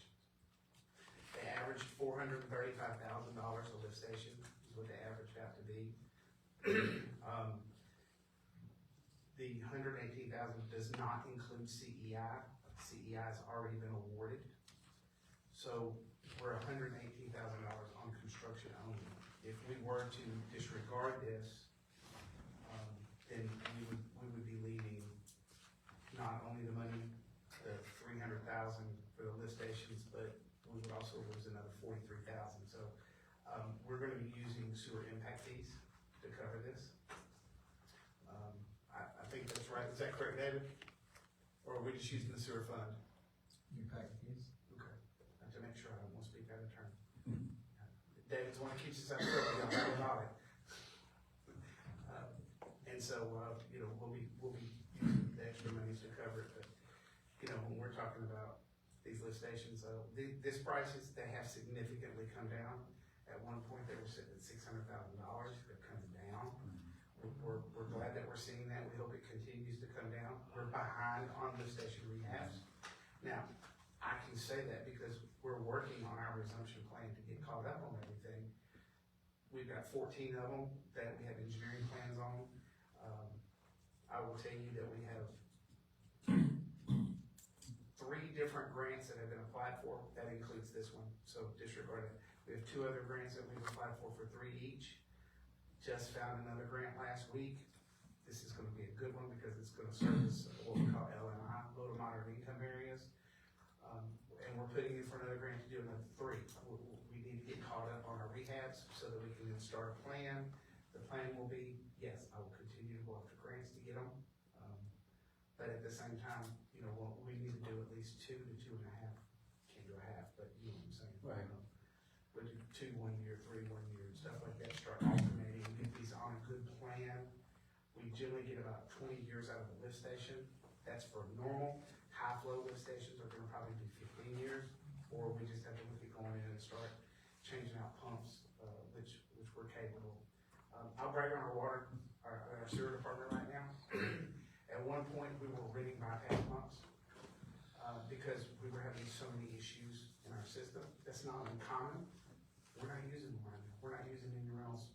We've got everything back, and they're really working diligently to get this, to keep our system where it needs to be. If y'all saw in front of BCL, we had a large, pipe down there. That was that old metal. Should have been coated on the inside. It was not. Caused a lot of problems. We looked at the original thing would be like always. Oh, let's just go and we'll contract it out. It was about $60,000. We did it in-house for $5,000. And so these guys are really pushing it. All of the departments are. Y'all heard me brag on the street and where they are, and I'll brag on them some more a little bit. But we just need to continue this down, and we've got the money and the impact fees to cover this. It's not a financial burden on the city. So we're requesting we'll bring through a budget amendment for $118,000 at a later time. Do we have to accept these? Can we put it back out, start over? Why would we do that? To get it down below up to 118,000? Well, I guess we could keep putting it out every 3 months until it comes out where we want it to, but we don't know what the prices are gonna do. We knew that after COVID, the prices skyrocketed. They went just almost too astronomical, and we started holding off because we were in the middle of doing engineering on 14, and we held off. Now the prices are coming down. We wouldn't wanna put this back out because this is grant funded and we're under a time frame. What's our time frame? I don't know. Should be 1 or 2 years, right? Yeah. So where are we at? Let me make a comment on this. What we're getting is grant funded. The excess that is gonna be costing us is coming out of restricted funds that have to be used for something like this. They can't be used for anything else. So, well, they can be used for other things involved with this type of thing. Right. But, if we didn't have the grant that we did, we'd have to be using more restricted funds. So, and some people, you know, maybe don't understand we've got restricted reserves and unrestricted reserves. And we've stated this before, if we don't use those restricted reserves, which we're collecting, for this type of thing, the developments and all, will, you know, require. If we don't use them, actually, by law, we have to give them back. Eventually, have to. So we, I'm not concerned about the extra cost on this at this point. I mean, trying to rebid to get the cost further down, we have X amount on the grant. And whatever it costs above that, it's gonna be used out of restricted funds. Sewer impact. I can say that this grant is until September 30th of 2025. So it has to be used by this September. Use or obligated? Same. Well, the contract is, yeah. That's the period of the agreement.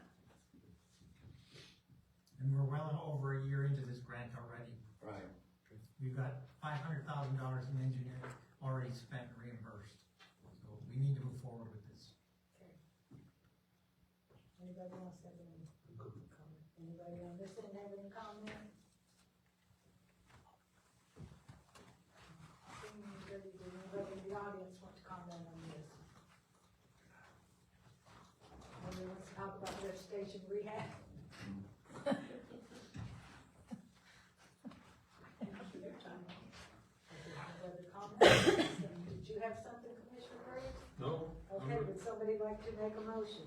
I'll make a motion, to approve bid award PW 2024-16 lift station rehab phase 1. To make There's that people construction? midline. Mainline. For Midline Construction LLC for $2.174 million. I second that. Contingent, please. Contingent on state approval. Put that in here. It is, read the motion. It is right there. The motion at the bottom. Says suggested motion. We're requesting. Question motion. Gotcha. I've never seen that before. It's always there. Okay. We tell you what to say, so you don't mess up. That's almost word for word. I must be doing pretty good. So you agree to this motion? Contingent on state You approval. agree to this Yes, ma'am. motion? And Yes, this I motion? second it. Okay, so we've got a motion and a second. Is there any more discussion? If not, all in favor say aye. Aye. Any opposed? Motion carries, and we'll go on to our add-on item, number 11. Bid award for CM 2024-09, Hugh Thomas North Extension. City manager. Or is Ashley. Ashley gonna do this? Okay, Ashley. For the Hugh Thomas, this is for the Hugh Thomas North Extension Project. Staff issued an invitation to bid on Wednesday, February 26th, and closed Friday, March 28th.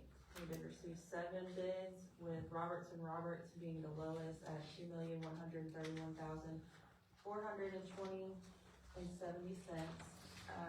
So staff's recommendation is to award to Roberts. This one as well is contingent on state approval, because it was also grant funded. Just so y'all know, once the bid tabs get certified and everything, we take those and immediately send them to the state. The state will go do, and they will evaluate the whole entire process. They look at everything from, was it advertised correctly? Is the language good? Even though I would tell you, they've already approved the language, but they still go back and re-verify that the language wasn't changed. That, it's not a long process, but we don't wanna wait. So we always get this in front of y'all, and we do it contingent upon state approval. So when they come through, we're ready to move on forward with the notice to proceed, and we don't have to wait. So, this one is also under budget. So we'll be able to get that one. This one will move quickly. And you know Roberts has done before. Yes, they just finished up voting. So, anybody have any comment or question? Okay. Anyone on this end? No? Anybody in the audience? I'm not seeing anybody. It's just, we need a motion. Well, I'll attempt the tongue twister. Just read. Yeah, that's what I'm saying. Motion to award the agreement for bid number CM 2024-09 to Roberts for the not to exceed amount of $2,131,420.70, contingent upon state approval. Second. Okay, we have a motion and a second, good job. So is there any more discussion? If not, all in favor say aye. Aye. Any opposed? Okay, motion carries. And we'll go on to commission and staff comments. I have a little bit, if y'all will bear with me, just a few things that have been going on. Last Wednesday, as I alluded to before, I traveled to Tallahassee with the Chamber of Commerce to discuss, my topic to discuss was transportation priorities, and particularly, my main one was Highway 22 widening. So, you know, we met with Representative Griffiths, we met with Senator Moody's Regional Director, the Governor's Deputy Chief of Staff, you know, to let them know about these transportation priorities, how important it is that we get some money that we can get that project moving. So, don't know if it'll do any good, but we tried. I also met with, or we also met with the Water Management District, which the interesting things that came out of that, the cleanup of Bear Creek and Bayou George Creek, that has been funded, so they should be getting those cleaned up over the next couple of years or the next year. So that's a good thing for our county. And we also met with the Board of Commerce Chief of Staff, talking to them about economic development in the county.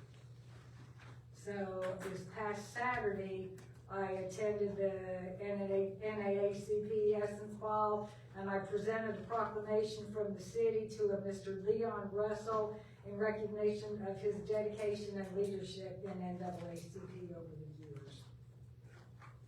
Then this morning, city manager and I went to Callaway Elementary. They received a $50,000 STEM grant from Florida Power and Light to make over a classroom. So that's a big thing for Callaway Elementary. So they'll probably be doing that over the summer, and they'll have a ribbon cutting, they said, you know, when that is completed. So the kids are very excited about that. That's a big deal for Callaway Elementary.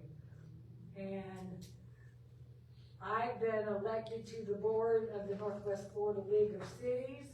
So what that does, it's an organization that, you know, cities from Pensacola on the west to Monticello on the east, that we represent the interest, you know, we work as a group to represent the interests of the cities.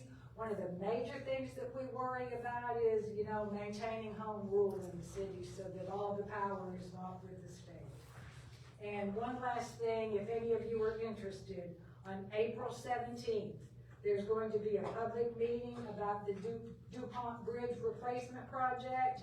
That's going to be from 5:30 to 6:30 at the Parker Global Methodist Church at 908 South Tyndall Parkway. And they'll have information, there'll be the picture boards and stuff. There also will be personnel there that will answer any questions that you may have. So that's something y'all might want to put on your calendars if y'all are interested. And with that, I'll turn it over to Commissioner Davis. I'll wait till Mr. Eddie talks. Okay. Manager property. Okay, Commissioner Briggs. The rebuilding of the, DuPont Bridge, has been a very important issue for the TPO. Actually, what they will be doing right now, I'm a boater, and many of y'all are boaters, but, the bridge, I don't know, Wilson, if, you can go under that bridge now, it's 54 feet. I don't know if you can go under it with your sailboat. Yeah. But the new bridge will be 65 feet in height. Be basically the same width. The TPO recommended that, they go to 75 feet, the state turned that down. Actually, we had the discussion of whether to go through the width to go to 225 feet, but they didn't accept that either. However, the height of the bridge will make a lot of difference, particularly with sailboaters, not with my pontoon boat. So, but it's they'll have a lot of good information, and it is very interesting. So, as Pam says, you can go to that on the 17th of April, and it's be very informative. So, and like Commissioner Davis, I'll wait for the city manager's presentation. There's also a Facebook page for anybody that follows it, my DuPont Bridge, where they do the updates on that. Okay. Okay, Commissioner Pelletier. City manager, you're gonna talk, we haven't talked in a long time about water study. Where are we at on that water study? The water, one of the major things that we're covering is growth. Okay. So we're looking at our potential growth areas and making sure that the lift stations, that we've just got some areas that are already in high flow, and so we may have to make, you know, when we start looking at our plans and our rehab, to not only increase pump sizes and stuff like that, but we'll also have to increase capacity sizes of the wells. So if it's 95% at the same level as the solid waste. No, solid waste is at 99. Sorry, I had to. And meters, where are we at with that, as far as the towers?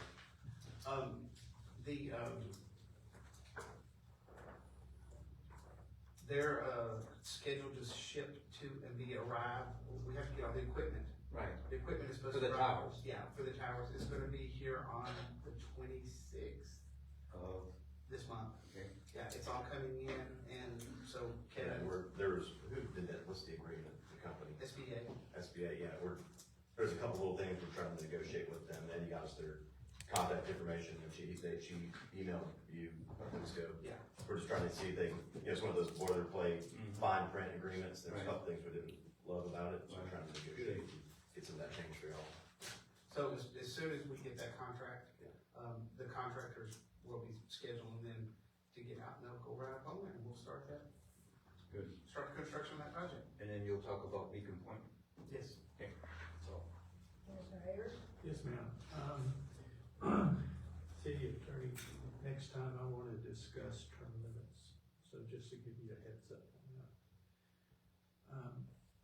I attended. Okay, charter. Ma'am? That would have to be a charter amendment, but okay. Okay. But that's something we can discuss. Sure. I attended, Governor DeSantis's meeting yesterday.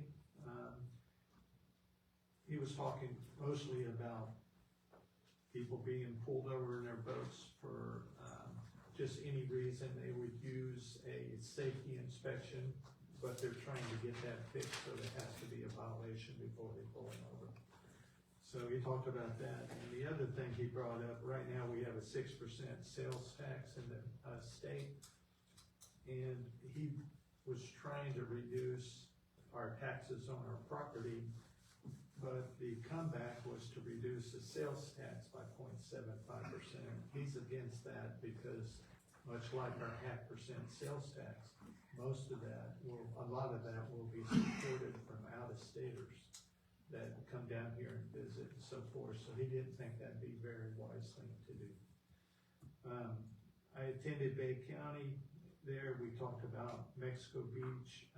The refurbishment is now done. The next thing they're doing is planting sea oats. Also talked about SeaWorld and the tragedy out there where 4 dolphins died. And SeaWorld is also Gulf World.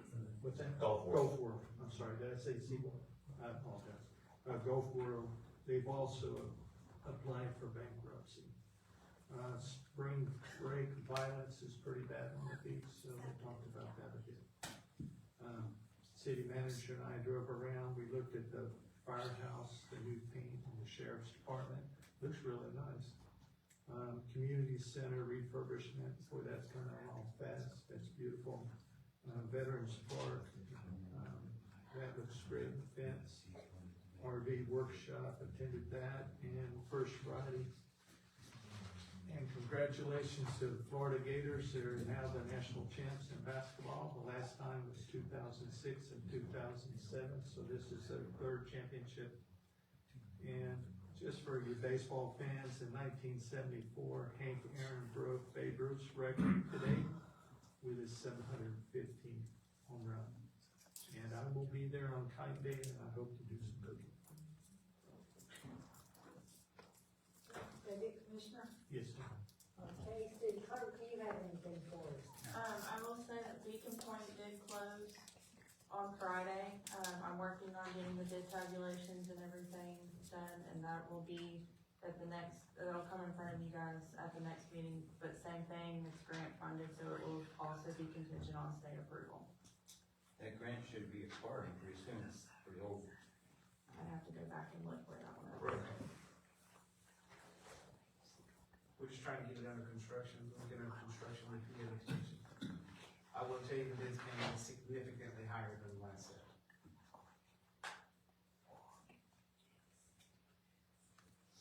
David, city clerk, just back to you, city attorney, do you have anything for us? And I guess city manager, it's all on you. All right,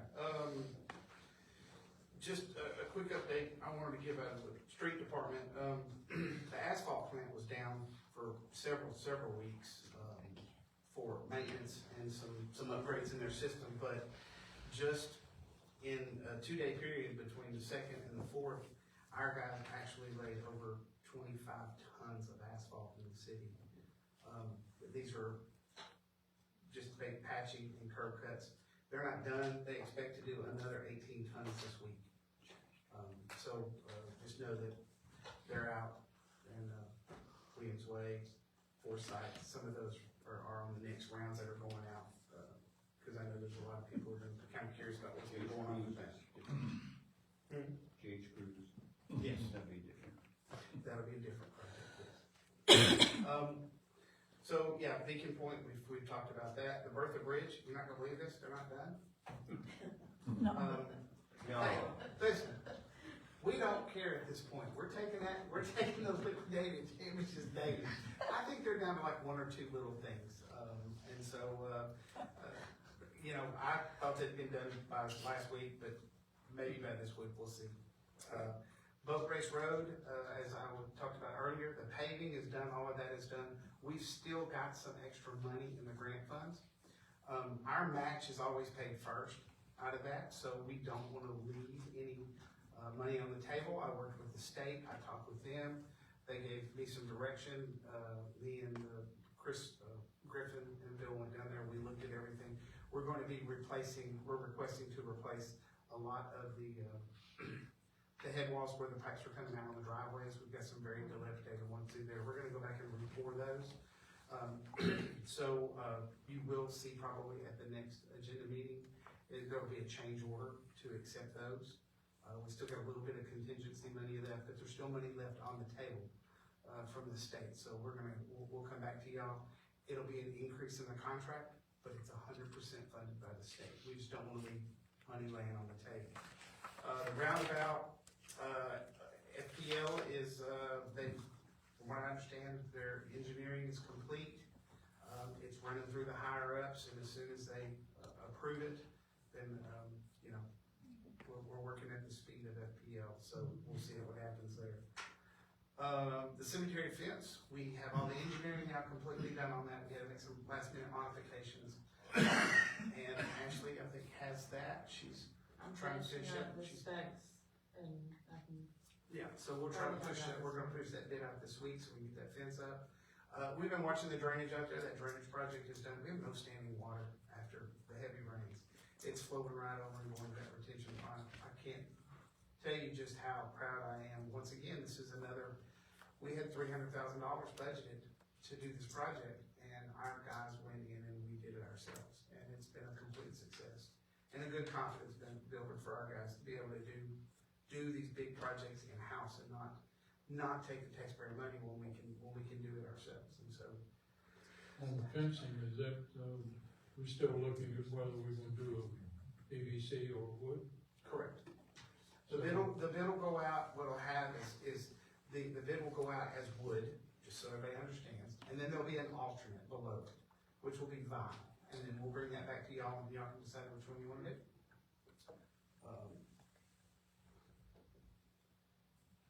The Gore Park Community Center, if anybody hadn't been out there, it's absolutely spectacular. We expect to have that project done this week.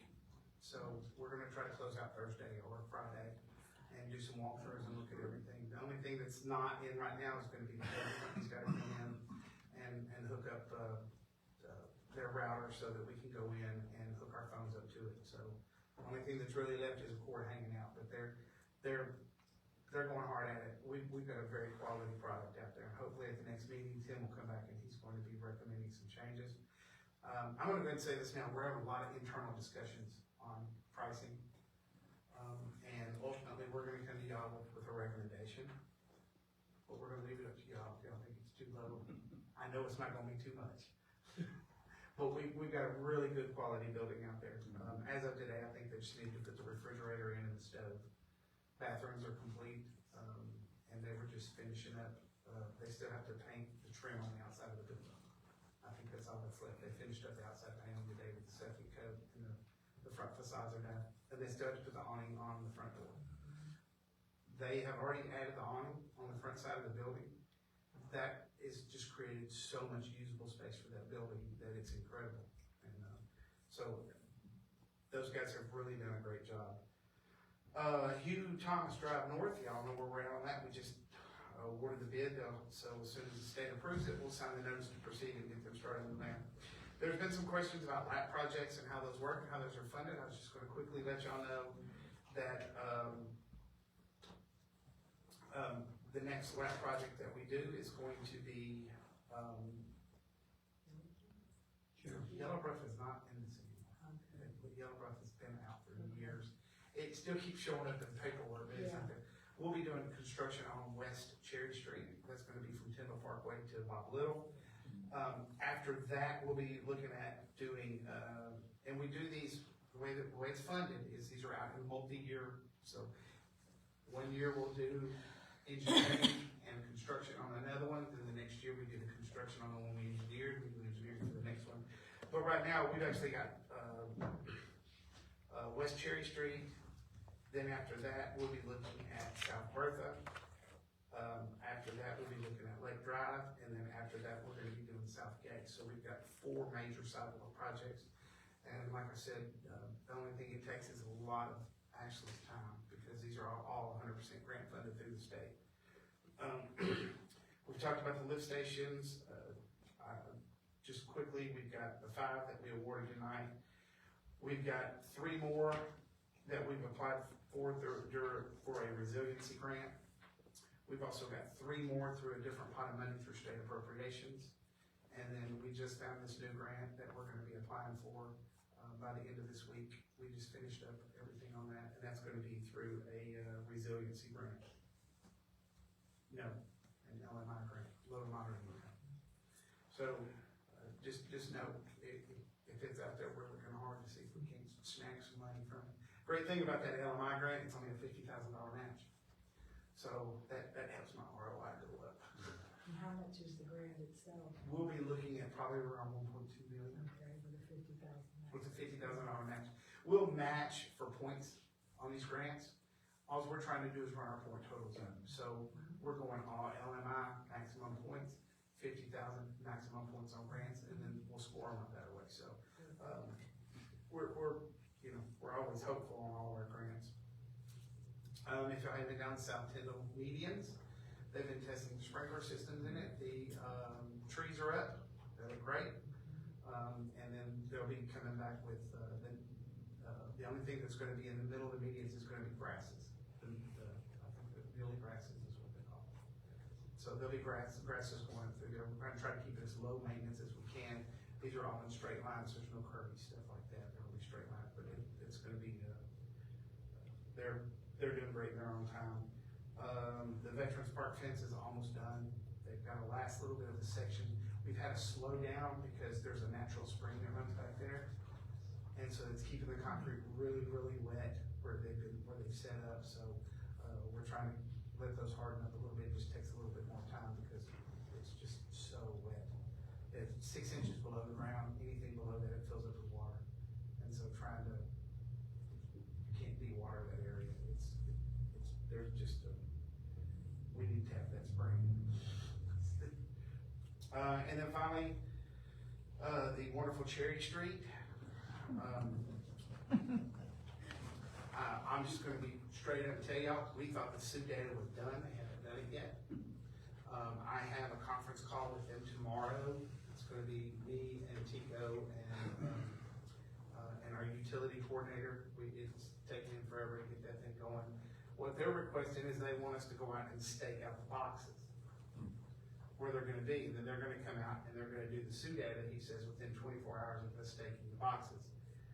My question and what I can't understand is, we have the same GPS coordinates and the same plans that they have, why are we having to go out and stake? Thank you. You could go out and, you could rough estimate and do 10 feet on both sides of it, and you're gonna catch it all.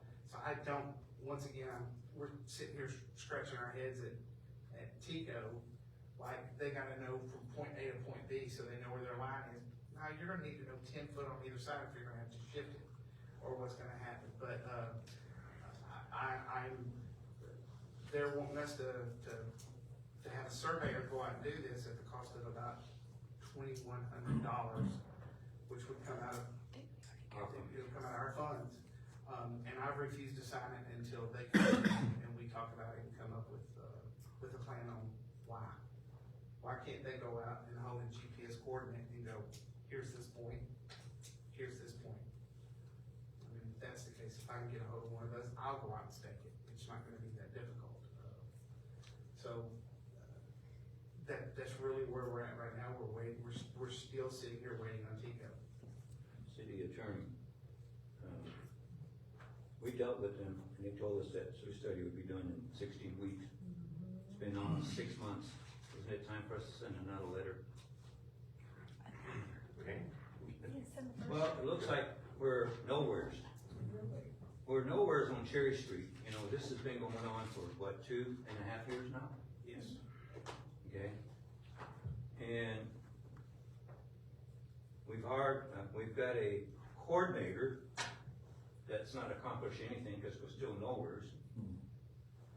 You know, and, hell, we must all schedule our parade in November, because I don't think we'll start by then. It's ridiculous. Isn't it time for us to go up with another demand letter? I don't know about the rest of you guys, but what I'm saying is that they told us almost 6 months ago, okay? and- 16 or 18 weeks, Right. something like that.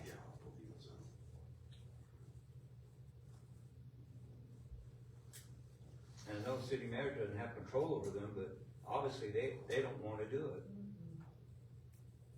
And again, Also came back and way above what they told.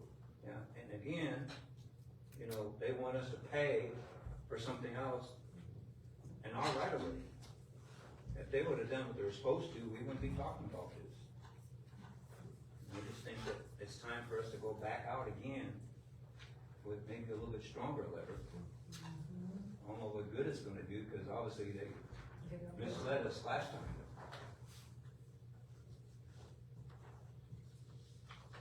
They did give us that in writing. didn't they? Right. Yes. That's what I'm saying. Yes. And they haven't even started it. We need to call them on that. You said this. Where is it? Anything else, city manager? That was it. Where do we, Unless I covered anything, I missed something. where do we stand on this spillway grant? Have you heard anything? I talked to Taylor today, and the state just hasn't come out with their thoughts on it yet. So it's not, it's not done. Yeah, and the spillway, we're sitting at, I believe we're at 80% on that, which is actually negligible. That just means they're gonna fine tooth it, and then we're gonna, we'll have 100% set of plans. I've been reviewing them as we go through, and, you know, basically, and just so everybody understands, we're replacing the spillway. We are requesting that they have head walls on both sides that are reinforced, so that a standard size pedestrian bridge that is prefab, we can purchase one of those, bring it in, they'll just be able to pick it straight up off the truck, but we don't have that bridge built into this bid. We want it, I'll come and ask you for it, just know it's coming, because right now, we're already starting to have people that are trying to drive and park, down in the grassy areas. I'm running them off daily. Mr. Bohack over there, we were talking before the meeting about the number of people that are using that lake right now. It's just incredible, there's people fishing out there daily. But our goal would be to use the parking area over on Mineola and have them be able to go across Ohlone Bridge to get over there, to that area so that they can fish. Once we get a final closeout on that drainage project through there, just so everybody will know, staff is gonna go in with a large excavator, and we're gonna take that berm, we're gonna take the slope off of that berm, because right now, you go down it, you can't get back up. I know, So we're gonna cut that berm off, have about a 3-to-1 slope, so you'll be able to get up and down it. And, just basically clean up that area down through there. We'll do that in-house. But it does not include the bridge. I want to make sure everybody understands it does. We want the bridge, and we'll come back and look for it, but it'll be a prefab, so it'll be as cheap of a one as we can find. That will meet our needs. We'll just be able to pick it up off the truck and set it on there. It'll be a short bridge. Kevin can run the short bus to get to it. Did you cover anything anybody wondered about? Did anybody have any questions beyond? Good? Okay, we'll read the announcements. April 15th, a potential planning board meeting. Does it look like there will be a planning board? The last we heard, no. Okay. Because with Bill being out of town, he didn't leave anything for Lisa to get us, so. So probably not. Okay, and our next commission meeting is April 22nd, and since we normally do mention it, Historical Society is not meeting this month because the meeting date falls on Easter, so we're not having a meeting on Easter. And don't forget, April the 17th for the DuPont Bridge project update.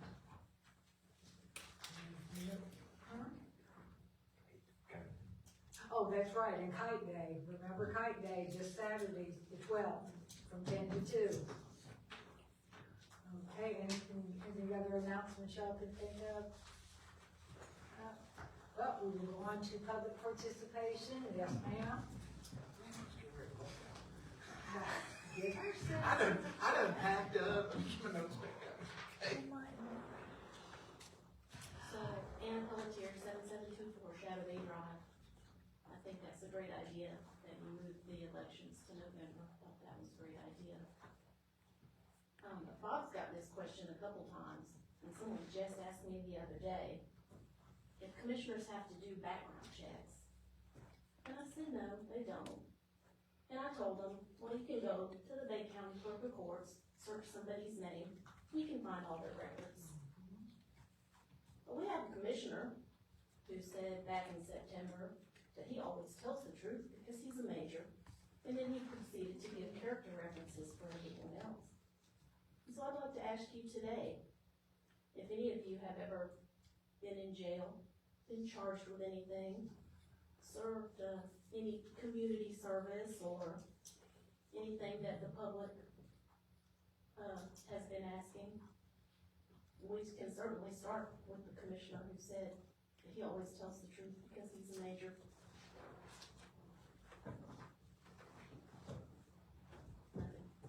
And I know Bob doesn't have anything because I looked him up before we started meeting. So. I had to go to traffic court because I sped. Let's see, that would have been, let's see, 1940? 64 years ago. I got a ticket in Mississippi, when we lived there, they said I ran a red light, it was yellow, and I think I only got the ticket because I was in a car that had Florida tags in the state. That's my crime spree right there, I got one ticket in my life. I got a speeding ticket on my motorcycle.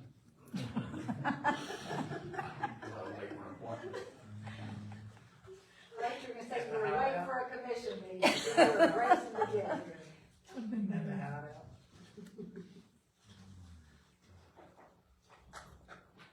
Okay, would anybody else, Mr. Shaner? Ron Shaner, 5711 Kevin Circle. The last meeting, I believe it was, you talked about the trash hauler permits. And I picked up on a franchise fee, I thought I heard. And if there is a franchise fee, I'm wondering how much that's running my trash bill up and how much it is. And that's one thing. I would like to know the answer to that, but, they're gonna put the RV storage lots out of business. So you might wanna drive by over there at Parker and see what that one looks like, and you're gonna have Callaway looking like that. So, go over and view that real good and all this stuff. So it'll probably be cleaned out about tomorrow, so hopefully, won't be one, some of them come to your neighbors. So, anyway, why, you talked about the, fluoride thing, and you said it was a Bay County thing. Well, we're part of Bay County. I mean, you know, talk about citizen comments and stuff. Well, you know, we're citizens, you know, they might listen to us if we had an opinion. So, I mean, you know, make our opinion be heard. So, I mean, that's all I got. Thank you. Thank you, Mr. Shannon. Mr. Schultz? Do we pay a franchise fee on our solid waste? Do we pay one? I mean, do they collect a solid waste franchise fee for our own? He's not talking solid waste, he's talking. I'm talking about the trash haulers. Yeah, I am, I was just wanting to verify that. So, on your trash haulers, it's 5%, is that right, Dave? Yes, that's what We talked about it last meeting. Yeah, there's a 5% franchise fee, that you're paying. and it's already in your bill. Yeah, but I'm paying that, I mean, you know, is there anything you said you don't tax to the max? Well, franchise fees are, I mean, they're doing business in our city and they're running on our streets, and that franchise fees come back to us. They help fund the general fund. Mr. Shaner, if you got a phone, you got a franchise fee on that too. Oh, yeah. And you got a franchise fee on your electric bill. Yeah, I get all ticked off when I look at my electric bill. And if you haven't figured out, Mr. Shaner, when you look at our budget, okay, since I like numbers, our ad valorem tax basically covers our safety folks, the fire department. So where do you think the other 20+ million is gonna come from? Taxes and franchise fees. So, when you're thinking of paying property tax does not run the city. It helps run the city, but it doesn't cover everything in the city. No, it does not cover police and It's fire, it covers one Right. but not the other. And it's unfortunate we have to have franchise fees, but we're not the only ones doing it. Every city in the United States, you gotta find a way to make the city run. And The money has to come from someplace. somewhere, yeah, So if 5%. we don't collect all those fees, Then the ad valorem you tax is your gonna ad be way up. valorem's gonna be more. Right, or do a fire assessment, right. I'm not gonna say that. So we- Anybody else want to speak? Yes, sir. Stuff has been beaten into the ground so many times, I'm sorry. A million times. RVs, my RV is gonna stay where it's at. It's stored on base, on Single Air Force Base. It costs me $50 a month if you have the privilege of base access, you know, so if anybody has, if you guys feel residents talking to you complaining about RVs, you can tell them that some people can still look into areas of it. I'm also gonna make everybody mad bringing up criminal history, and, not yours, but mine. If you look at my history, it's long. I have a domestic battery arrest in my record. I got a background check, stayed in the military. I work for the school district right now, and I served my punishment for that. And while it should still be allowed to be aired, I mean, clearly I'm airing it right here, and there's like a camera there, a camera there, a camera there. I'm not scared about it. I will tell the story to anybody that is questioning me. When I applied to be a teacher in 2022, I had to fill out all that, had to get a background check. We have members that are on other committees that are here that get background checks. So it is kind of weird that commissioners don't, but then if they do get a background check, and they're like, you know, Commissioner, you have this in your background. Yes, I served my time. I do understand that there are certain things that are unforgivable, but once you serve your time for that, you serve your time. I go even further with when people come up here and ask to build in our city. Like, if you look at the map of people that do illegal bad things to minors. There's one that lives right down the street from me. I live on Wallace. And they're building houses right there, right by this guy.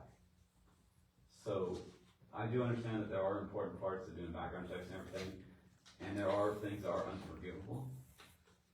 It's not something that somebody that does something like that should ever be forgiven. So even though he served his time, did whatever he had to do, certain things that you do and you pay your fee. I got a speed ticket right now, I'm fighting. So if I pay that fee, do my classwork, do whatever, I feel that my thing is done. But it's all about how you conduct yourself after those things too. So, but the record is public. You can look me up. Y'all can't see on my name. What was your name now?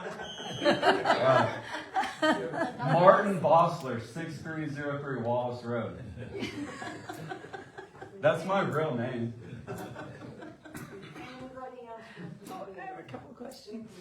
Yes, ma'am.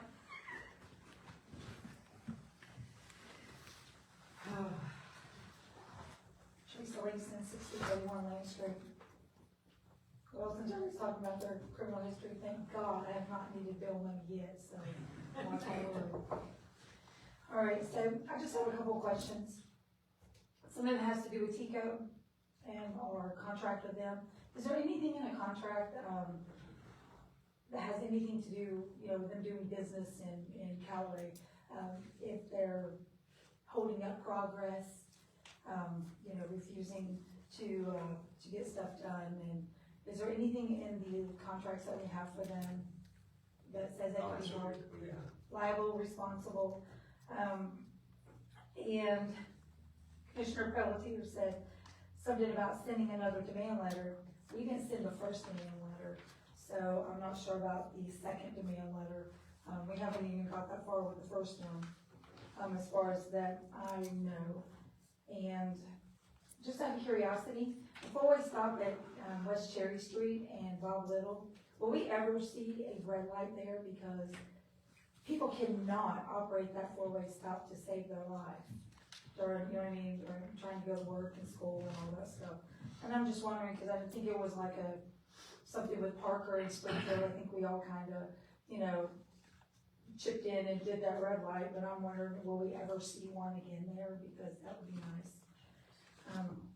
As far as the trash haulers, there was a lot of talk about inspecting their vehicles. I think we could save money and not inspect their vehicles, because I think we could use the money to inspect our roads, because, we're worried about garbage trucks, damaging our roads when our lines that are broke, when they get dug up and patched and all that stuff, I think do more damage to the roads than actually the trash hauler trucks. And that's all. Okay, thank you. We talked about it whenever it was, probably 18 months ago now. With the Tico franchise agreement, which is a 20-year agreement, and the language, and if we needed something relocated, we let them know. And so really the remedy in there is, like we talked about, we can try to terminate the franchise, and we just want to have natural gas in Callaway.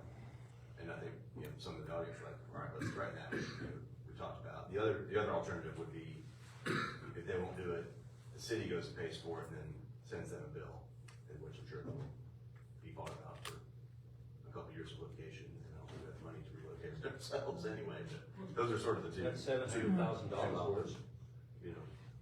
We went to the citizens to decide whether or not we would cancel the franchise, but we'd eliminate that. And actually, of course, we did it as an exercise, but everybody in the room at that particular time said, that's okay, do away with all the gas. Oh, except for one? Well, that one doesn't count. It's the majority that counts. But anyway, it was kind of interesting that, when we went that particular route, they said, go ahead and let's just cancel all the gas in the city of Callaway in order to get that road built. So are we sending a letter this time, or are we making a phone call? We sent a letter last time. We love those by email though, because then they're elevated to their attorney and all that, so I'm gonna pick that up. So what are we doing? A letter or an email? I'm gonna talk to the city manager and see what all these bi-weekly meetings has been discussed. I said, that's nothing to do with anybody. Whatever you do, could you let us all Yeah. know? He's not even invited to the meetings. You're not been invited to any of the meetings with you. He is, so I don't know what's going on. I know what's going on, they're not doing anything. And I will tell you that the intersection of Cherry Street and Little, it's a three-way between three cities. And so, while the county handles, all the traffic signals, there's gonna be a cost the other two cities are not gonna pay. So if we wanna drop the money and pay for the box, we can pay for all of it, and then we'll be paying for maintenance on that light and everything else. But, there was a flashing red light up there before, if you remember. Trucks kept hitting it. And they were constantly going out, so, the county actually put the flashing stop signs up there. They're the ones that put that in. And Parker doesn't wanna pay that. Parker Springfield, we did Parker I need Springfield a won't class. pay it. No. And that's, I think it's $250,000. Yeah. We had to put in a box, we had to put in protection. We're getting away from cameras. County's getting away from cameras and they're wanting to go back to loops. That's what we'll have at the intersection at Cherry Street and Burger, will be loops in the road. And if y'all want an education on traffic detection, I did it back at the last city. I'd be more than happy to give you a good education on it. And if you wanna see a box, let me know. My keys from back in Arkansas, and all the boxes in Florida. I keep threatening them to change the timing. Anybody else? Do you want to say anything else? Okay, anybody else that hadn't had a chance to speak? I think that's everyone. Thank you all, thank y'all, the record that hung out with us the whole meeting, I appreciate it. I understand. It's fun. You're fun.